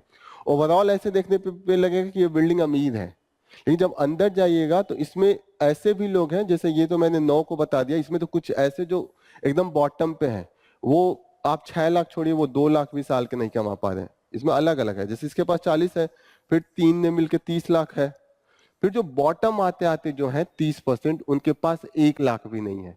तो ये कंडीशन है कि जो ये है, इनकी हर साल ओवरऑल ये आमदनी बढ़ रही है, 150 हो जा रही है, लेकिन मैक्सिमम जो कमाई जा रही है इस आदमी का 40 से बढ़ के अब 80 हो जा रहा है। और ये जो है, जो 1 लाख कमाते थे अब 80,000 कमा रहे हैं, इनका घट रहा है। आर यू गेटिंग ना? ओवरऑल बिल्डिंग को देखने पे लगेगा तो बिल्डिंग तो अमीर हो रहा है, बिल्डिंग का तो ओवरऑल इनकम बढ़ रहा है ना, लेकिन आप अंदर घर घर ठकठका के पूछेंगे तो देखेंगे कहीं कोई ब्रेड और केक खा रहा है और कहीं पे रोटी खाने को नहीं है। Is it clear? Building same है। के टाइप, हाँ, के सेप इकोनॉमी है। इन्होंने इस आर्टिकल में लिखा है कि ये इनइक्वालिटी के टाइप का इनइक्वालिटी है, के टाइप का इनकम है। जैसे के टाइप वो जो इकोनॉमी होता है वो तो एक इकोनॉमिक का स्टैंडर्ड है, इन्होंने खुद का डिफाइन किया है के टाइप। इस चीज को ये बोल रहे हैं कि ये के टाइप का इनकम है। के टाइप का इनकम इन्होंने डिफाइन किया है कि जो कुछ है, जो अमीर है, जो कमा रहे हैं, वो तो ऊपर हमेशा ग्रोथ हो रहा है, कुछ है इस बिल्डिंग में जिनका ग्रोथ नीचे गिर रहा है। पहले वो 1 लाख कमाते थे, 80,000 कमाते, ओवरऑल कमाई उनका भी बढ़ रहा है। ऐसे देखेंगे कि वो भी पहले 1 लाख कमाते थे, अब 1,20,000 कमा रहे हैं, लेकिन वो जो उनका कैपेसिटी है परचेजिंग पावर उस हिसाब से कम है। ये मैं समझाता हूँ कैसे, ये समझना थोड़ा मुश्किल है। जैसे मानिए कि मैं पहले कमाना था 100 रुपए कमाता था पिछले साल, और 100 रुपए में तब दूध का रेट 30 रुपए था, तो मैं 30 रुपए का दूध भी लाता था, फिर मैं 20 रुपए का दाल चावल खा लेता था, फिर मैं 20 रुपए का सब्जी खाता था। ओके, और बच्चे जो कितने बच रहे हैं 30 रुपए के, मैं अंडे मीट ऊट भी खा लेता था। ओके, अब दिक्कत हो गया कि मेरी आमदनी ऐसे देखने को बढ़ गई 110 रुपए, लगेगा कि बढ़ा है, लेकिन सेम टाइम पे जो दूध का रेट है वो 40 हो गया, जो अंडे का रेट है वो 50 हो गया, जो सब्जी का रेट है वो 25 हो गया। तो ये होगा जो मैं पहले 30 रुपए का अंडे जो मैं खाता था, जैसे जैसे 30 रुपए का मैं 12 अंडे खाता था, अब मैं 35 रुपए भी देख के जो अंडे खाऊंगा वो 10 खाऊंगा। मेरी आमदनी बढ़ गई, दिखने में बढ़ी है, लेकिन जो मैं खाता था एक्सपेंडिचर था, ये मेरा पर्सनल इनकम कम हो गया। ऐसा एब्सोल्यूट टर्म में किसी का इनकम घटता नहीं है, हर आदमी 10,000 कमाता है, 12,000 कमाता है, वो हमेशा बढ़ता है। लेकिन जब आप जाइएगा परचेजिंग पावर के रूप में, तो वहां पे लगेगा कि वो पहले से कम उसका हेल्थ है। आर यू गेटिंग ना? जो उसका ओवरऑल इनकम है वो घट गया। अगर आप तुलना में देखेंगे जो परचेजिंग पावर है वो उसका कम हो गया, अब ये अंडे कम खाएगा। अब ये जो दूध पहले 1 लीटर पीता था, हो सकता है ये 1 लीटर खरीदने के लिए 2 दिन का मेहनत करे। Is it clear? तो ऐसे नहीं है कि एब्सोल्यूट इनकम कभी नहीं घटता, एब्सोल्यूट इनकम रेयर केस में घटता है कि बहुत बड़ा वहां पे युद्ध हो गया या बहुत बड़ा कोई फेमाइन आ गया। क्लियर? क्योंकि नॉर्मल इन्फ्लेशन बढ़ता रहता है हर चीज में, तो आपकी इनकम भी थोड़ी थोड़ी बढ़ती रहती है। लेकिन ये है कि इन्फ्लेशन के रिस्पेक्ट में, जैसे दूध का रेट अगर 30 बढ़ा से 40 हुआ है, तो आपका जो ये है वो भी उस तरीके से 30% बढ़े। आपका जो इनकम हो वो 160 हो जाए, तो आप ओवरऑल आपका इनकम माना जाएगा तब बढ़ा है, क्योंकि तब आप अंडे 12 की जगह 14 खाएंगे। You are able to afford those thing. Clear? लोगों को कई बार ये लगता है कि ओवरऑल इनकम तो बढ़ रहा है, पहले मनरेगा 200 मिलता था, अब 280 मिल रहा है, तो कैसे इनकम घटा? लेकिन इनकम इस हिसाब से घटता है कि जो प्राइस रेट इन्फ्लेशन होता है, जैसे पेट्रोल का रेट अगर 10 साल पहले 60 था और इस साल अगर 120 हो गया, और जो इनकम मनरेगा था वो 200 था और 230 ही बढ़ा, तो ओवरऑल जो सिलेंडर का रेट देखिएगा और जो मनरेगा का रेट होगा, डिफरेंस आएगा। आर यू गेटिंग ना कि कैसे बढ़ रहा है? सिलेंडर तो पहले 400 से हो गया ना 1200 या 1,000, तो 2.5 गुना बढ़ा। मनरेगा तो सिर्फ 1.5 गुना बढ़ा है ना, 200 से 300 हुआ है। तो उस हिसाब से जो मनरेगा कमाता था उसकी ओवरऑल जो कैपेसिटी है वो घट गई ना, जो खाने की, जो पढ़ाने की। क्लियर? तो इन्होंने अपने आर्टिकल में यही बोला है।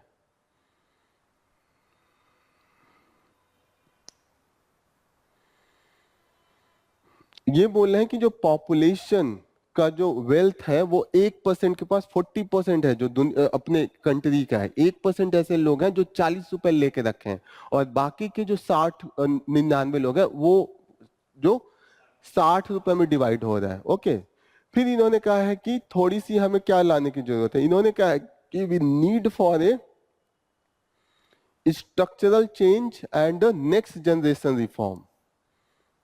इन्होंने कहा इकोनॉमी को नॉर्मल तरीके से रिफॉर्म करके हम नहीं ला पाएंगे, हमें रिफॉर्म चाहिए इकोनॉमी में, ताकि हर एरिया में कहीं ना कहीं चीजें ग्रो हो, मैन्युफैक्चर भी बढ़े, ट्रेड भी बढ़े, जो एग्रीकल्चर का प्रोडक्शन है वो भी बढ़े। तो इन्होंने कहा कि रिफॉर्म चाहिए, and that reform should be the next generation reform. तो क्या होता है नेक्स्ट जनरेशन रिफॉर्म?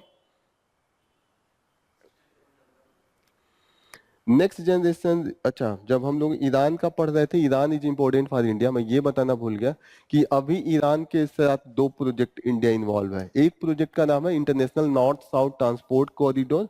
ये कॉरिडोर में हम ईरान का जो ये बंदर अब्बास, एक दिन आपको बताया था ना, एक पोर्ट, बंदर अब्बास से लेके हम रस्सा तक का यहाँ से रोड और रेलवे बना के कनेक्ट करना चाहते हैं। पहले हम है कि ये सब इधर से करके, ये ट्रेडिशनल रूट ये है कि रसा या सेंट्रल एशिया जाना होता है तो इतना दूर जाना पड़ता है।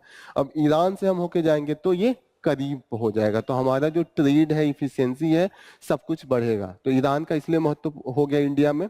दूसरा महत्व है कि हम चबहार पोर्ट एक बना रहे हैं, यहाँ से मुंबई एंड गुजरात को कनेक्ट कर रहे हैं, ये पोर्ट का नाम है चबहार। और इस चबहार पोर्ट से अगेन रोड और रेल से हम काबुल जो अफगानिस्तान है उसको कनेक्ट करने की कोशिश कर रहे हैं। इससे ये होगा जो पाकिस्तान हमें रास्ता नहीं देता अफगानिस्तान में जाने का, उसका एक सोल्यूशन है। ओके, तो हमें पाकिस्तान की जो दे, और एक और है कि चाइना यहाँ से एक रोड बना रहा है, चाइना पाकिस्तान इकोनॉमिक कॉरिडोर उसका नाम है। ये ग्वादार पोर्ट है, जस्ट इस यहाँ पे ग्वादार पोर्ट है, ये यहाँ से है, मैंने थोड़ा गलत बना दिया। दिस इज द थिंग, जिंजियान जो प्रोविंस है वो चाइना का यहाँ पे है, ये वाला प्रोविंस समझ में आ रहा है। चाइना अपने प्रोविंस से एक इन्होंने जो उनका बेल्ट एंड रोड इनिशिएटिव है, पाकिस्तान जो हमारा पीओके है, जो हमारा कश्मीर का हिस्सा पाकिस्तान के हाथ में, उससे होके गुजारते हुए यहाँ पे एक रोड बना रहा है जिसका नाम है चाइना पाकिस्तान इकोनॉमिक कॉरिडोर। अब हमें दिक्कत हो रहा है कि इसका जवाब हम कैसे दें। इसका जवाब देने के लिए हमने यहाँ पोर्ट अल्टरनेटिव बना दिया जिसका नाम चबहार है, और इस चबहार पोर्ट से हम कोशिश कर रहे हैं कि हम अफगानिस्तान तक जाए ताकि हमारा जो अफगानिस्तान के साथ लिंक है, ट्रेड है, वो बढ़ सके। क्लियर? तो Chabahar port and north south transport corridor, इस नॉर्थ साउथ ट्रांसपोर्ट कॉरिडोर में सिर्फ इंडिया ईरान ही नहीं, जो सेंट्रल एशिया के कई देश है वो भी शामिल है और रसिया भी इसका पार्ट है। क्लियर? यहाँ पे है कौन कौन सी कंट्री है एक बार देख लीजिएगा, जैसे अजरबैजान है, कजाकिस्तान है, तुर्कमेनिस्तान है, ओमन भी है। ओमन इज द यहाँ वाला, ये पार्ट ओमन है। ओमान को भी अगर जाना है ना यहाँ पे, तो यहाँ से ये यूज करेगा जाके चबहार पोर्ट, यहाँ से उसको भी तो रास्ता सेंट्रल एशिया जाना है, वहां से भी तो चीजें लानी है, कुछ कुछ चीजें इनकी भी तो नीड होती होगी। अब इंडिया यहाँ है तो यहाँ से समंदर से यहाँ तक जा रहा है, ये भी ओमन भी यहाँ से समंदर से जाएंगे, उनके पास रोड मिल जाएगी। क्लियर?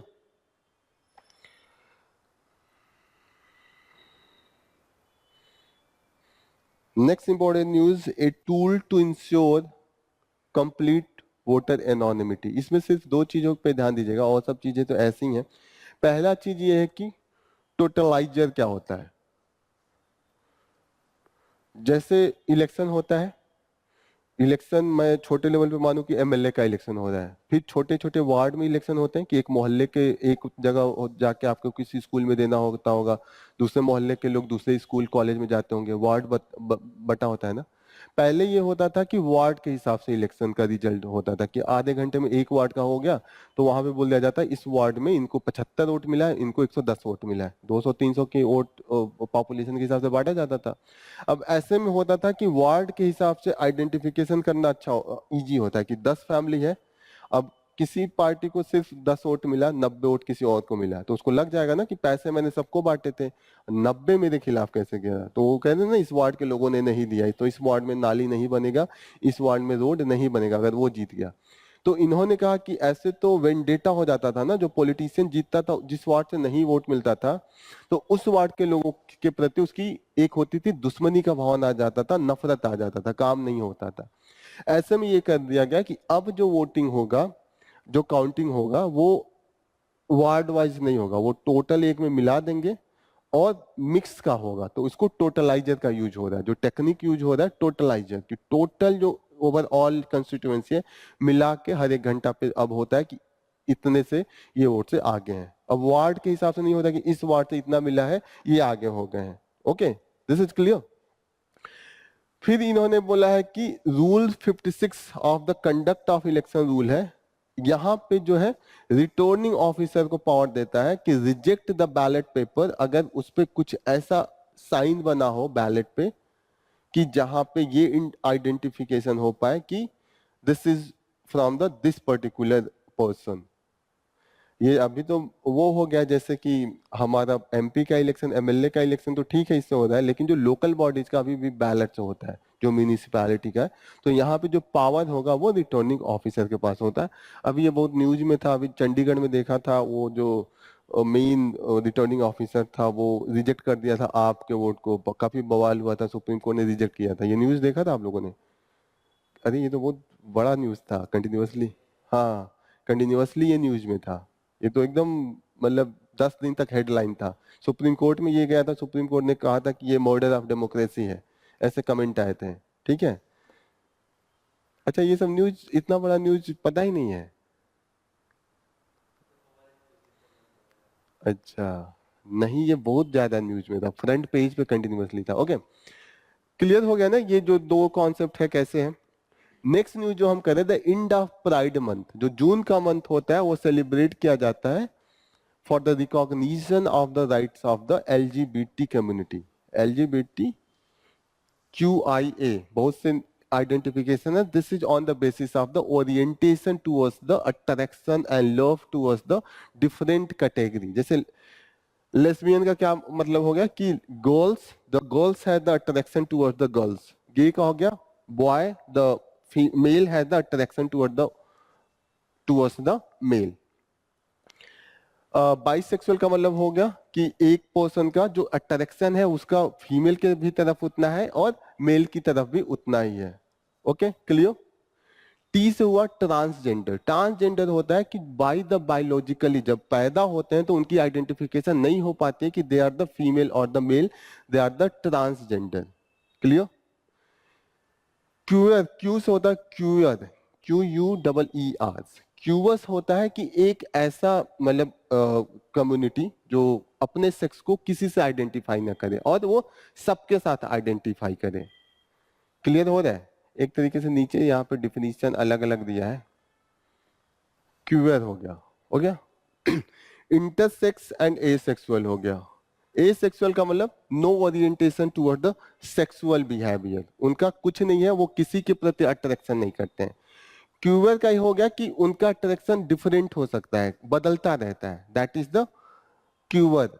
इंटरसेक्स का मतलब होता है कि बाद में चेंज जो सेक्स करा लेते हैं, कि पहले वो अपने आप को मेल महसूस कर रहे हैं, बाद में उनको लगता है कि मेरे अंदर फीमेल वाली क्वालिटी ज्यादा है, तो बाद में they consider themselves as the female. तो ये सब चीजें थोड़ा सा, ये ऐसा चीज है कि लोगों को बहुत इससे हेटोड होता है, हम बात करने से भी इससे डरते हैं, ये ऐसा चीज है।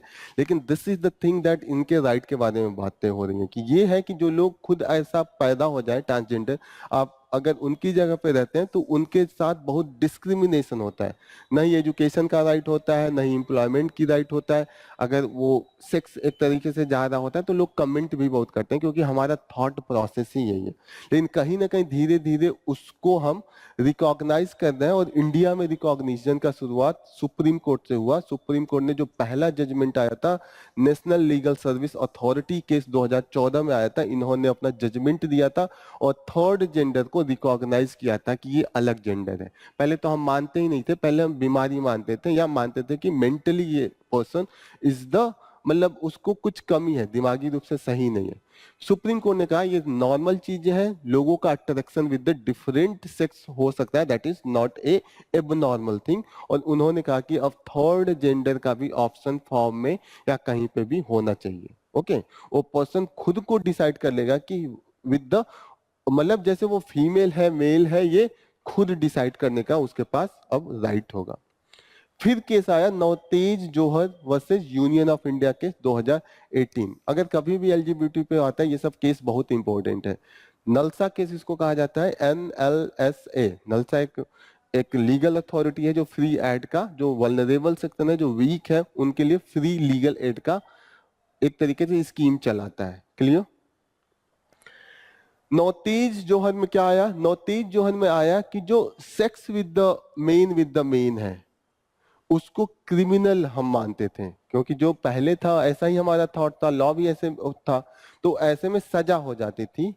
जो नौतेज जौहर केस है उसने कहा कि ये क्रिमिनल केस नहीं होगा, sex with the same type of the gender, same type of the sexual orientation is normal. इसको सेम सेक्स के रिलेशनशिप को अब क्राइम नहीं माना जाएगा। पहले ये क्राइम था तो इसको डीक्रिमिनलाइजेशन कहते हैं। जब क्राइम को आप क्राइम से बाहर लाते हैं, जैसे आप नॉर्मल कह दें कि कुछ भी बोल दें कि जैसे टमाटर खाना क्राइम है किसी समाज में, अब उसको आप कहते हैं कि टमाटर खाना अब क्राइम नहीं रहेगा। होता है ना, जैसे मैं बना दूं कि चिकन खाना क्राइम हो गया।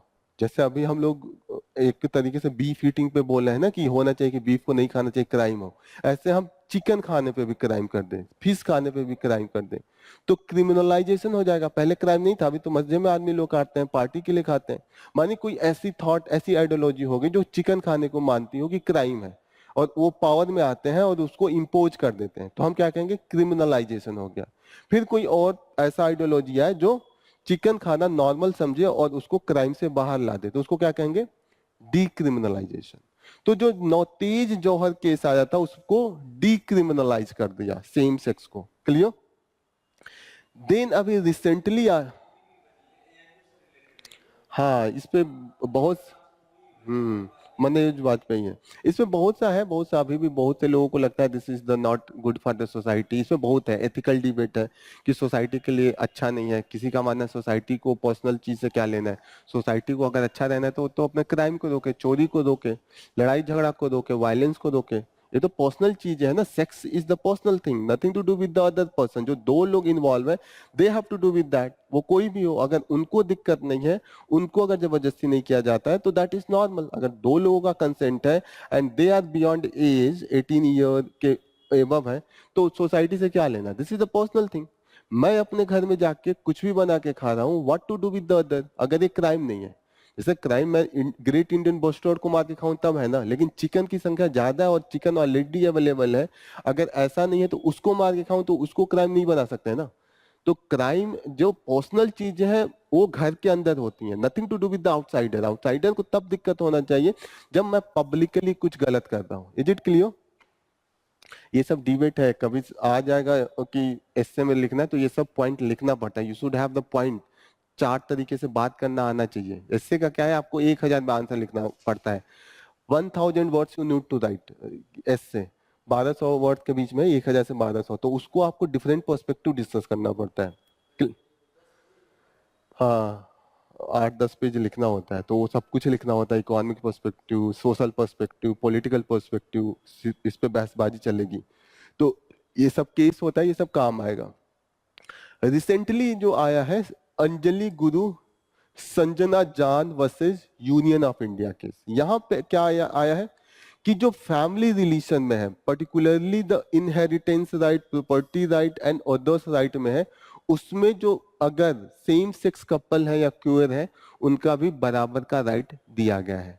अब बाद में रिसेंट जो अभी जजमेंट आया है जो बहुत कंफ्यूजिंग है, वो है सेम सेक्स मैरिज पिटीशन। यहाँ पे सुप्रीम कोर्ट ने कहा कि same sex is not bad thing, उन्होंने रिकॉग्नाइज किया, लेकिन इन्होंने लीगल नहीं बनाया। इन्होंने कहा कि इसका पावर पार्लियामेंट के पास है, पार्लियामेंट लॉ बना के जो हमारा मैरिज एक्ट है, स्पेशल मैरिज एक्ट, इसको लेके वो रिकॉग्नाइज कर दे। जैसे इसमें बहुत डिबेट चला था, इसको क्रिटिसाइज किया गया सुप्रीम कोर्ट को। सुप्रीम कोर्ट को माना गया कि इसमें स्टैंड लेना चाहिए था, मैरिज का जो राइट है देना चाहिए था। तो आप लोग ये चीज क्लियर जानिए कि इंडिया का जो लीगल सिस्टम है अभी भी कंफ्यूजिंग है। सेम सेक्स को क्राइम नहीं माना जाता है, लेकिन अगर दो लोग सेम सेक्स के हैं, एक पुरुष है, एक पुरुष दूसरे पुरुष से शादी करना चाहता है, तो ये लीगल नहीं है। क्लियर? लेकिन अगर वो दोनों एक साथ रह रहे हैं, उनमें सेक्सुअल रिलेशन है, तो that is not the crime. Marriage नहीं अलाउ कर रहे हैं, कोहैबिटेशन, एक साथ रहना अलाउ कर रहे हैं, उनके रिलेशनशिप को एक्सेप्ट किया जा रहा है। Is it clear? Legalise the same sex marriage यहां पे मना कर दिया सुप्रीम कोर्ट ने, लेकिन जहां पे साथ रहने की बात है वहां पे बोल रहे हैं कि दैट इज द लीगल। यहाँ पे देखिएगा अक्रॉस द कंट्री इन्होंने दिया है कि कैसे चेंजेज हो रहे हैं, किस कंट्री में सेम सेक्स पे क्या लॉ है, इन्होंने 3 जगह डिफाइन किया है। मैक्सिमम कंट्रीज धीरे धीरे, जैसे नियर अबाउट यहाँ पे दिया है कि 39 कंट्रीज जो वर्ल्ड में है वो सेम सेक्स के पेरेंट्स को अब अलाउ कर रहे हैं एडॉप्ट करने का। तो कहीं ना कहीं प्रोग्रेस है, 0 से लेके हम 39 कंट्रीज जहां पे हमने बोल दिया। इंडिया को लेके इन्होंने बोला है कि कंफ्यूजिंग है, यहाँ पे चीजें बहुत डाइसी हैं। डाइसी क्या है, मतलब सुप्रीम कोर्ट का अलग स्टैंड है, क्रिमिनल चीजें नहीं है लेकिन लीगल भी नहीं है। एडॉप्शन के भी मामले में इंडिया में एक पेरेंट्स को लेके एडॉप्ट कर सकता है बच्चे को, लेकिन जो सेम सेक्स पेरेंट्स हैं वो करने को मनाही करके रखा है, इधर दिया हुआ ये सब चीजें। 370 क्लियर? 377 यहाँ पे दिया है कि while 79 countries have banned the same sex marriage, 37 legalized it. Okay, clear? India falls under the category of the status of the ambiguous. Ambiguous का मतलब साफ साफ नहीं है, धुंधला है। इंडिया में चीजें अभी धुंधली हैं। अभी हो सकता है फिर एक केस जाए सुप्रीम कोर्ट में। सुप्रीम कोर्ट का जब फाइनल डिसीजन हो जाएगा, जिस दिन सेम सेक्स मैरिज को लीगल बना देंगे, उस समय चीजें क्लियर होंगी। लेकिन इंडिया में काफी कुछ है, जैसे कि ट्रांसजेंडर को लेकर हमने एक लॉ बनाया है जिसमें उनके प्रोटेक्शन की बात कही गई है और उनकी एम्प्लॉयमेंट की बात कही है कि अगर उनके साथ डिस्क्रिमिनेशन होता है दैट इज द इलीगल। तो ट्रांसजेंडर पर्सन के लिए एक स्पेशल एक्ट हमारे पास ऑलरेडी है जिसका नाम है transgender person protection of the right act 2019 में बनाया। ये भी direction from the supreme court था तब बनाया, क्योंकि कंटिन्यूअसली ये 4 केसेज आए हैं। 4 केसेस के बाद अब गवर्नमेंट का भी स्टैंड थोड़ा सा डाइल्यूट हुआ है। क्लियर हो रही है चीजें? इस पे आएगा, लिख सकते हैं।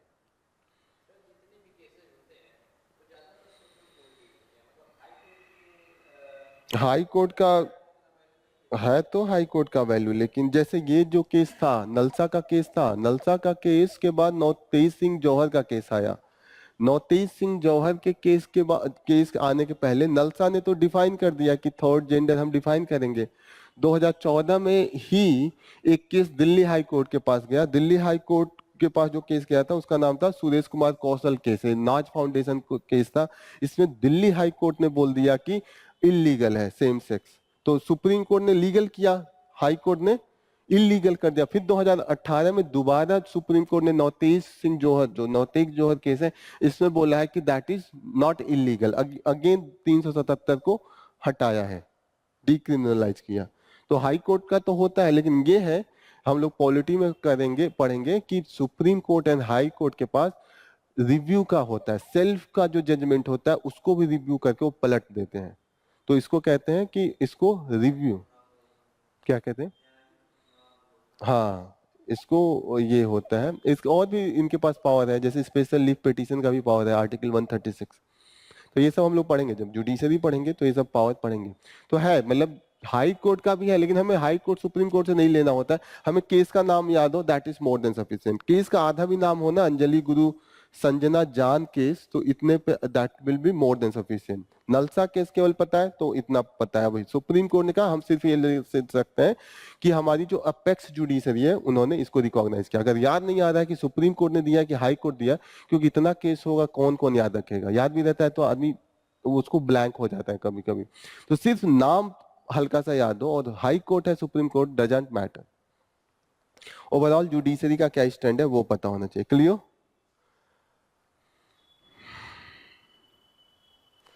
नेक्स्ट न्यूज है, will the Hosur airport become a reality. तो यहाँ पे होसूर कहाँ पे है? ये तमिलनाडु में है, बेंगलोर के पास है। ये याद रखिएगा पीसीएस के लिए। एक बार मैं इसका लोकेशन दिखा देता हूँ।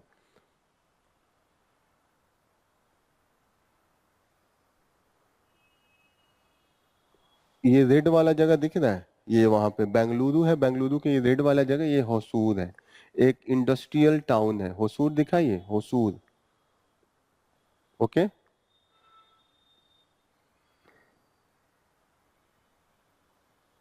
बैंगलोर से ये टच करता है। बैंगलोर यहाँ पे है, काफी करीब 46 किलोमीटर दूर है यहाँ से बैंगलोर।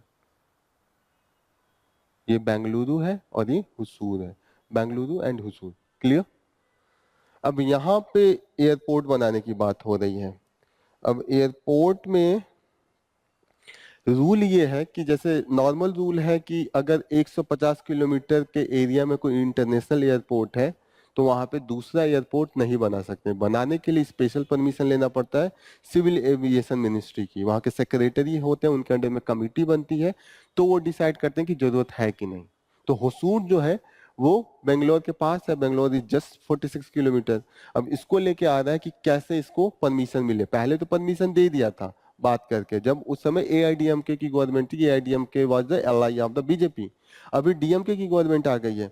अब इनको एफर्ट ज्यादा मारना पड़ रहा है, क्योंकि now it is into the hand of the ministry of civil aviation, और उनका जो सेक्रेटरी होंगे ही विल बी डिसाइडिंग। पहले जो था यूनियन मिनिस्ट्री, जब सिविल एविएशन थे वीके सिंह, इन्होंने अलाउ कर दिया था। उस समय उड़े देश का आम नागरिक एक प्लान चल रहा था, उड़े देश का आम नागरिक। इस प्लान में मोदी जी बोल रहे थे जो हवाई चप्पल पहनेगा वो भी हवाई यात्रा करेगा। लेकिन दिक्कत ये है कि इन्होंने तो दे दिया, अब दिक्कत ये हो रही है कि अब गवर्नमेंट बदल गई, अब परमिशन को लेके मुद्दा आ जा रहा है कि 150 किलोमीटर वाला अब कह रहे हैं कि है तो हटा दिया, बाद में इन्होंने डिलीट कर दिया उसका नाम, होसूर का नाम। पहले बोला कि जो बेंगलोर हुसूर, बेंगलोर नहीं चेन्नई से दूर था, कहाँ गया चेन्नई हुसूर,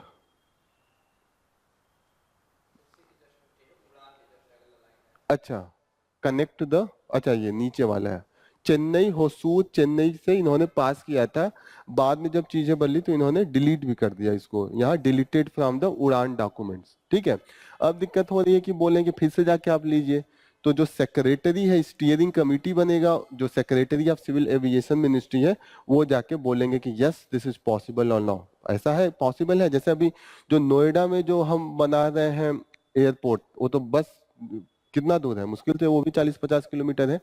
जेवर पोर्ट है, गाजियाबाद में भी एयरफोर्स का स्टेशन है, तो आसपास तो बहुत हो गया ना, आगरा वगैरह सब 150 किलोमीटर थोड़ी है, आस ही पास तो है बगल बगल का डिस्ट्रिक्ट। जब आप वहां पे अलाउ कर रहे हैं तो बात हो रही है कि यहाँ पे भी अलाउ करना चाहिए। तो सिर्फ आपको ये जानना चाहिए कि क्या what is the rule, 150 kilometre पे नहीं देंगे। पूरे देश का आम नागरिक एक गवर्नमेंट चला रही है जिसमें ये कोशिश कर रही है कि जो बैकवर्ड एरिया में भी हवाई कनेक्टिविटी, जो एयर कनेक्टिविटी है, वो सस्ते दाम में प्रोवाइड किया जाए। होसूर को जानिए, होसूर कहाँ पे है, ये इंडस्ट्रियल एरिया है, काफी फेमस है इस समय वो ग्रोथ में है और वर्ल्ड के top 13 fastest growing population and industry में इस समय है वर्ल्ड पे, नॉट इंडिया। और वहां पे जो मोस्ट ऑफ द इंडस्ट्रीज है वो ग्रो कर रही है। Clear, this is all about. Next news है, ये लास्ट न्यूज, इसके बाद हम लोग कंप्लीट करेंगे, उसके बाद पीएमआई वाला है एक, वो बता दूंगा आपको। What is on the agenda of the 16th finance commission, what is the finance commission?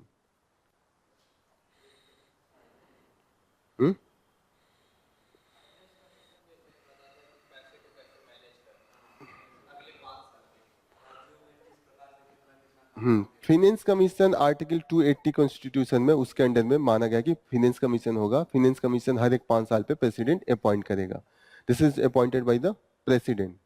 ठीक है, उसका जो हेड होगा और 4 उसके अलग मेंबर होंगे, this is the main constitutional body.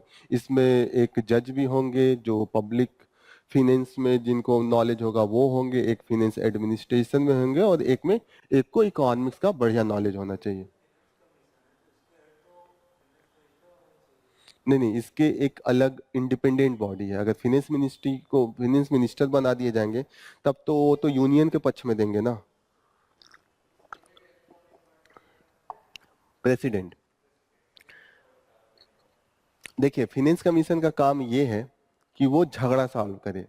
3 लोग आप लोग बैठे हैं, आप तीनों लोगों ने पैसा कमाया, पैसा कमा के एक जगह रख दिया, अब बंटवारे की बात आ रही है कि उनको कितना दिया जाए, इनको कितना जाए, इनको कितना दिया जाए। मेनली आप दोनों लोग मानिए सीनियर हैं, आप दोनों में ही बंटवारे की बात हो रही है, इनको छोड़ कम मिलेगा, तो थर्ड पर्सन होना चाहिए ना। अब उनके दोस्त को थोड़ी बना देंगे, फाइनेंस मिनिस्टर कोई भी होगा तो एक तरीके से बायसनेस होगा ना, तो इसीलिए इसमें एक इंडिपेंडेंट, काफी एमिनेंट नोन पर्सन और जिनकी इंटीग्रिटी बहुत हाई होती है, जैसे कभी वो गवर्नर रहे हो आरबीआई के, या बहुत बड़े कहीं के प्रोफेसर रहे हो, बहुत बड़े इकोनॉमिस्ट रहे हो, ऐसे लोगों को हेड बनाया जाता है।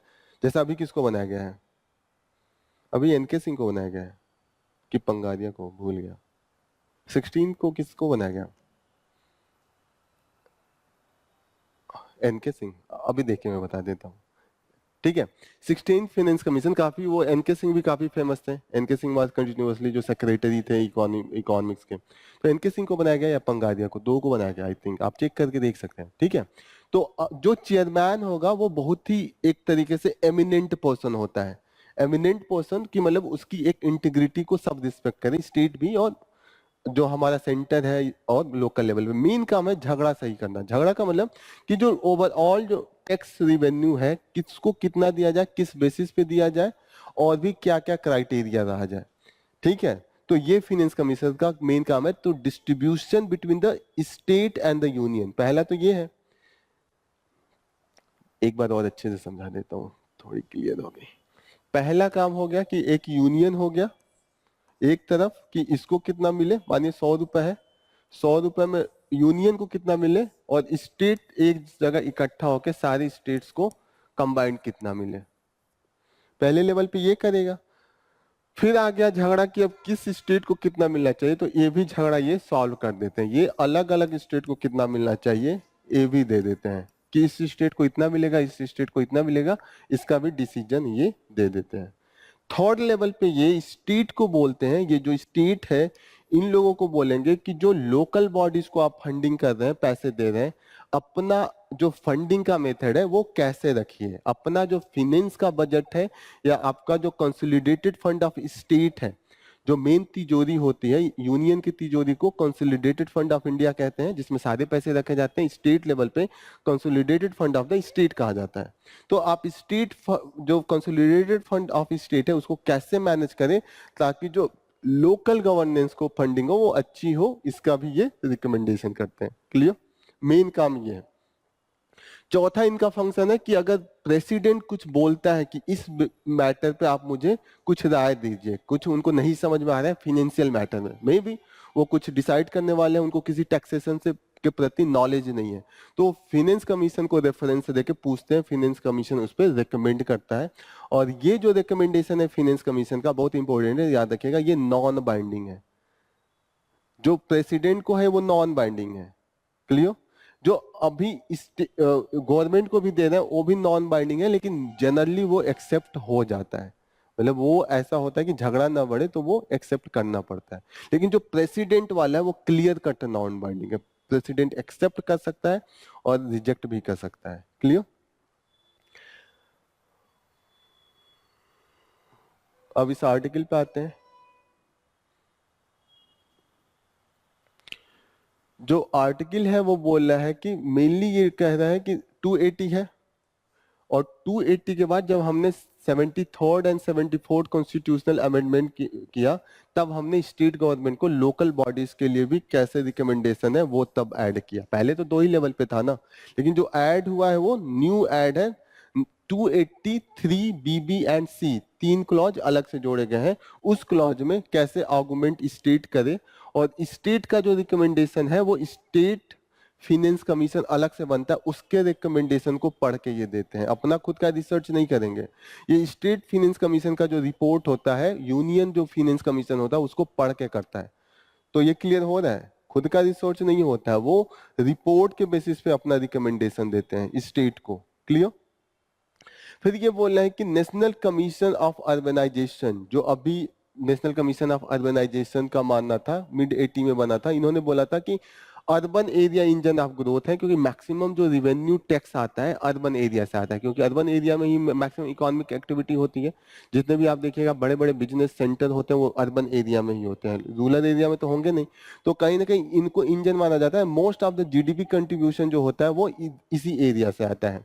अब दिक्कत ये है कि ठीक है ये आता है, लेकिन अर्बन एरिया का जो कंडीशन है वो अभी भी उतना लिवेबल नहीं है। स्टैंडर्ड ऑफ लाइफ जैसे आप देखिएगा जगह जगह कहीं ना कहीं जाम लगा रहता है, कहीं पे आप कंजेशन देखेंगे, कहीं नालियां साफ नहीं है, जो मतलब जिस तरीके से कचरा कहीं कहीं बिखरा रहता है, तो चीजें उतनी लिवेबल नहीं है। आप देखिएगा कि बगल में ये जो ये एरिया होता है, स्लम एरिया होता है, उसमें काफी बस्तियों में पीने का पानी साफ नहीं होता है, जो लोगों का वॉशरूम होता है वो क्लीन नहीं होता है, कहीं ना कहीं कनेक्टिविटी नहीं होती है।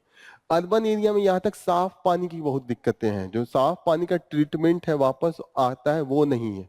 तो कहीं ना कहीं ये जो अभी वर्ल्ड बैंक ने रिपोर्ट दिया है वो कह रहा है कि नियर अबाउट 840 बिलियन डॉलर चाहिए for the next decade to make this infrastructure. जो इंफ्रास्ट्रक्चर जैसे मैंने बताया कि पानी को लेके, रोड को लेके, सीवेज को लेके, और फॉर द डिफरेंट एरिया उसको लेके इंफ्रास्ट्रक्चर के लिए इतने पैसे चाहिए। दिक्कत यह है कि मैक्सिमम जो पैसे हैं वो यूनियन और स्टेट के पास जाते हैं। मैक्सिमम जो टैक्सेशन पावर है, जैसे नीचे मैंने एक टैक्सेशन पावर दिया है कि किसके पास किस एरिया में टैक्सेशन पावर है। यूनियन के पास टैक्सेशन पावर है जो इनकम टैक्स हम लोगों का होता है, जो कस्टम ड्यूटी होता है जैसे विदेश से आप इंपोर्ट करते हैं या एक्सपोर्ट करते हैं, जीएसटी का भी इन्हीं के पास है, जो एक्साइज ड्यूटी है जो इंडस्ट्री प्रोड्यूस करती है उसका भी टैक्स ये लोग लगाते हैं एट द नेशनल लेवल, जैसे किसी एससी स्पेशल इकोनॉमिक जोन में हो रहा है या किसी स्पेशल इंडस्ट्रियल एरिया में हो रहा है। स्टेट गवर्नमेंट के पास है वैल्यू एडेड टैक्स, अब तो ये जीएसटी में कन्वर्ट हो गया, कुछ कुछ एरिया में वैल्यू एडेड है। स्टाम्प ड्यूटी, जैसे आप स्टाम्प खरीदने जाते होंगे, कोई काम होता होगा, तो इसका टैक्सेशन का पावर इनके पास है, स्टेट गवर्नमेंट के पास है। Land revenue and professional tax. Professional tax जैसे कि कोई इंजीनियर है, कोई डॉक्टर है, इस तरीके का टैक्स उनको अलग से देना पड़ता है, उसको अलग से भी देना पड़ता है।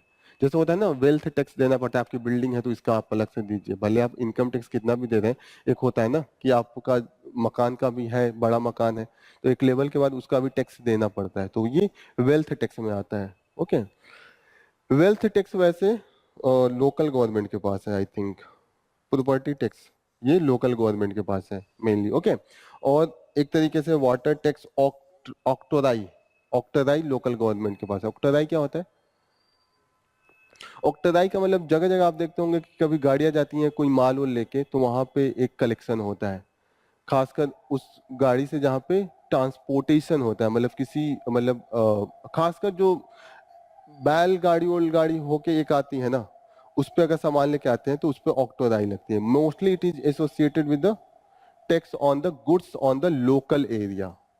लोकल एरिया के लिए जैसे होता है ना कि लोकल एरिया के कंजप्शन के लिए, मानिए कोई फार्मर्स है, वो एक एक ट्रक चावल लेके आ रहा है, ट्रक से मैं ज्यादा बोल दे रहा हूँ, एक जैसे बैलगाड़ी जो लोकल एरिया है, जो लोकल चीजें यूज होती है, तो उस पे जो टैक्स हो लगेगा वो ऑक्टोराई होता है। वो मतलब एक होता है इंटर स्टेट, तो वो तो जीएसटी में आ जाएगा। लेकिन मानिए मैं पास के गांव से इस शहर में लाके बेच रहा हूँ, आप गाँव में देखते होंगे कि लोग लेके दो चार उसमें से सब्जी निकाल लेते हैं, एक शाम को आता होगा वो निकालता है, वो ऑक्टोराई का पार्ट होता है। मतलब लोकल मार्केट में जो कंजप्शन के लिए होता है, उस पे जो टैक्स लगता है वो ऑक्टोराई होता है। उस पे तो है नहीं कि बीच में टोल टैक्स या कुछ भी ले रहे हैं। हाँ, चुंगी बोलते हैं, ये सही बोला आपने, उसको लोकल लेवल पे चुंगी बोलते हैं। नहीं नहीं, ये जो प्रधान होंगे या जो वहाँ के लोकल म्यूनिसिपल होंगे, वो लोग ठेका पे देते हैं, और जो ठेके पे लेता है वो लेता है, ये अभी ये है। लेकिन उसको ऑक्टोराई ओवरऑल कहते हैं, दिस ओवरऑल इसको करा के ऑक्टोराई कहते हैं। क्लियर हो रहा है ना? ये वो टैक्स नहीं है जो नॉर्मल ट्रांसपोर्टेशन पे होता है, होता है कि पास के लोकल एरिया में जो चीजें कंजप्शन के लिए आती हैं वो लोकल गवर्नमेंट ही लेती है। जब आप स्ट्रीट पार ही नहीं कर रहे हैं तो उसको तो लोकल ही लेगा ना, जब आसपास के गांव से आप लाके बेच रहे हैं तो वो ऑक्टराई में होते हैं। इसका ज्यादा एक लेवल के बाद इस पे नहीं लगाते हैं, मतलब इसका जो अमाउंट होता है बहुत कम होता है। आप देखते होंगे जैसे आप बोल रहे हैं कि वो चुंगी चुंगी में ज्यादा नहीं आएगा, वो जैसे कोई भिंडी बेच रहा है तो वो 4-5 भिंडी उठा लेगा, कुछ ऐसे बैग लेके आते हैं, या तो 2-4 रुपए 5 रुपए लेते हैं। This is the taxation process. तो जो इनका टैक्स है वो बहुत सस्ता है, मैं ये बोल रहा हूँ। इनका जो टैक्स है बहुत लो लेवल पे है, और बहुत ऐसी चीजें हैं जिसपे सस्ती हैं, बड़े लेवल पे नहीं है। बड़े लेवल पे मोस्टली टैक्स इनके पास है। तो दैट्स वाई जो टैक्सेशन प्रोसेस है वो बायस है, और most of the tax union और सेंटर के पास रहता है। मोस्ट ऑफ द वर्क जो होता है वो लोकल गवर्नमेंट के पास होता है। नाली उनको बनाना है, सड़क उनको बनाना है, स्कूल छोटे मोटे जो होता है देखभाल उनको करना है, तो पैसे इनके खर्च होते हैं, लेकिन टैक्सेशन इनके पास होता है। तो इसके लिए क्या करता है, यूनियन गवर्नमेंट अपना जो टैक्सेशन होता है उससे ट्रांसफर करता है, और इसको कहते हैं कि इंटर गवर्नमेंटल ट्रांसफर। जो ट्रांसफर होता है लोकल बॉडी को, उसको आईजीटी कहते हैं। क्लियर दिख रहा है वहां पे कि नहीं दिख रहा है साफ साफ? ये आईजीटी दिखा? ये जो होता है कि जो यूनियन गवर्नमेंट होता है या स्टेट गवर्नमेंट होता है लोकल लेवल पे ये करता है। ये ओवरऑल जो जीडीपी है उसका सिर्फ 0.5% होता है, अमाउंट बहुत कम है। जो जैसे सेंटर कमा रहा है 100 रुपए, उसका 50 पैसा वो देगा, 100 रुपए में से 0.5%। लेकिन ये 0.5% है, और जो स्टेट है उनमें ये 2%, 2.5%, 3% होता है। इंडिया में का जो गवर्नमेंट है यूनियन गवर्नमेंट, वो बहुत कम दे रहा है। इन्होंने कंपेयर किया है दो different countries with the India system, ठीक है। फिर ये कह रहे हैं कि जो ये आईजीटी है खुद का इनका नहीं है, तो ये आईजीटी के ही भरोसे रखते हैं। जो जो यूएलबी है, जो लोकल गवर्नमेंट है इंडिया में, उसका जो टोटल है वो 40% है। ये जो 0.50 पैसे दे रहे हैं, ये इनका जो टोटल आमदनी है उसका 40% है। इसका मतलब ये कमा सिर्फ 4 ही रुपए रहे हैं, तभी तो 40 का 4 रुपए का ही तो 50 पैसे 40% होगा। आ जाओ गेटिंग ना?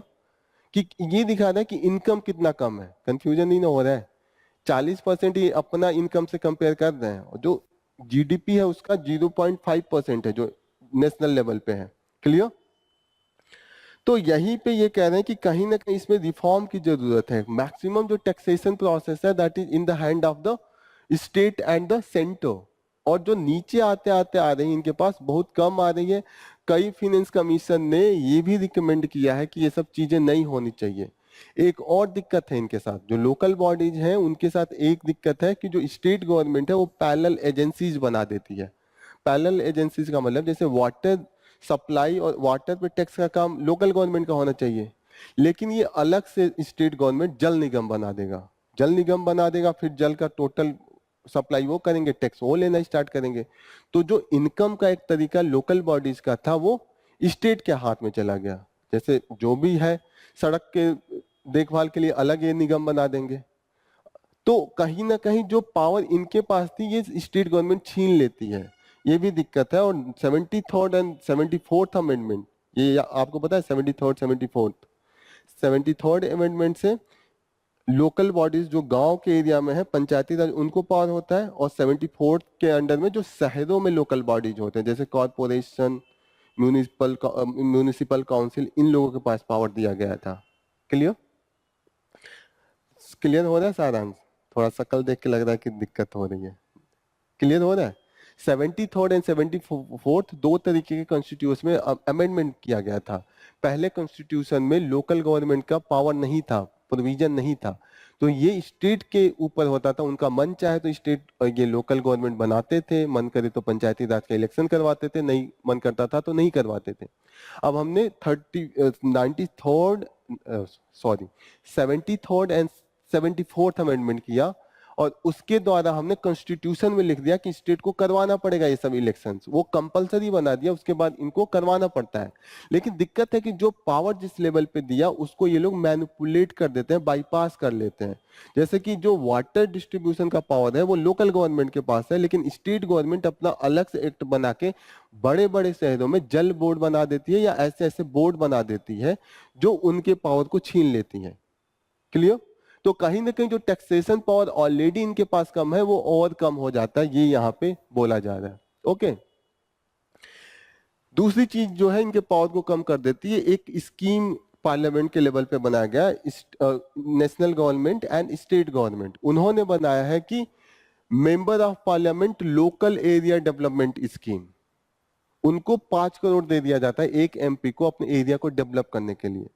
अब दिक्कत है कि ये पैसा लोकल गवर्नमेंट को जाना चाहिए, क्योंकि जो ग्राउंड लेवल पे इंप्लीमेंटेशन होता है वो लोकल गवर्नमेंट कराती है।